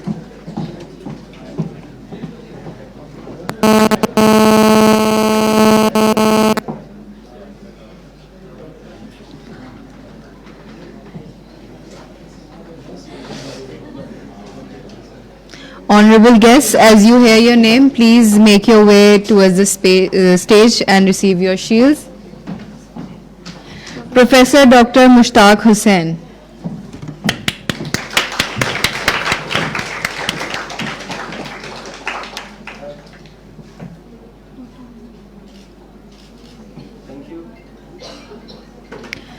Professor Dr. Raza Shah.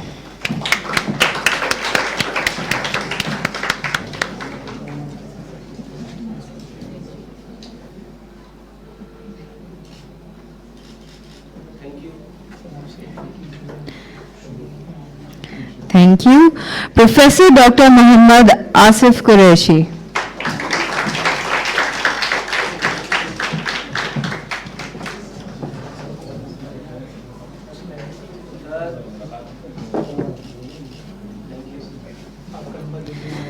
And last but not least, Professor Dr. Sikandar Azam.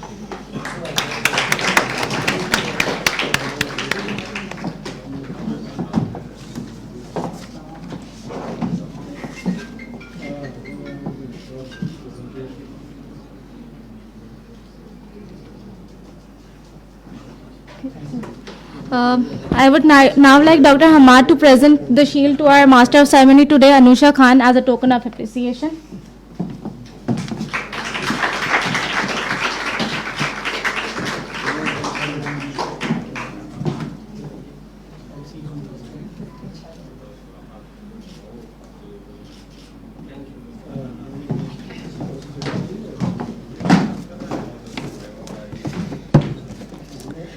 Thank you all so much for being part of the SZABIST first international conference, LifSciCon 2022. The conference will continue tomorrow with a lot more exciting knowledge in store for all of us. With this, I, Anusha Khan, bid you all a farewell. Enjoy the rest of the evening. Thank you.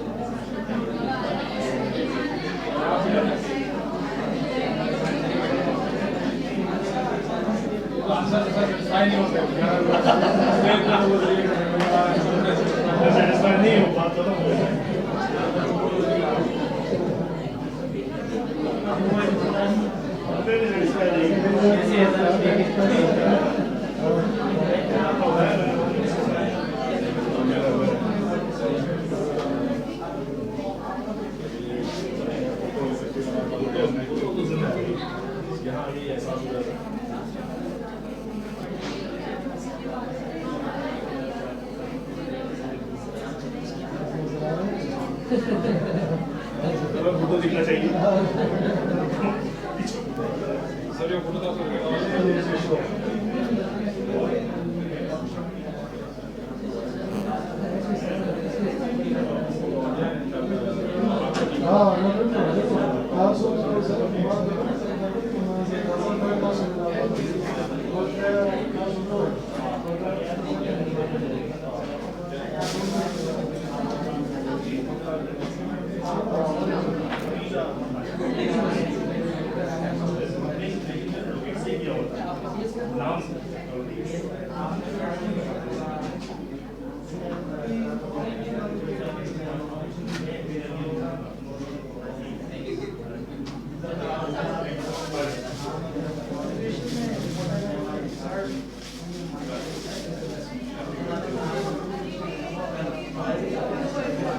ये जगह सही है लगा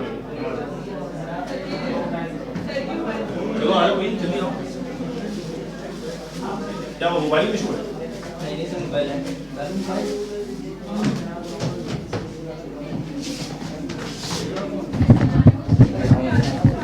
अभी आओ mobile दे दो किसी को रिक्वेस्ट ये भी हमारी क्लास का हिस्सा है ना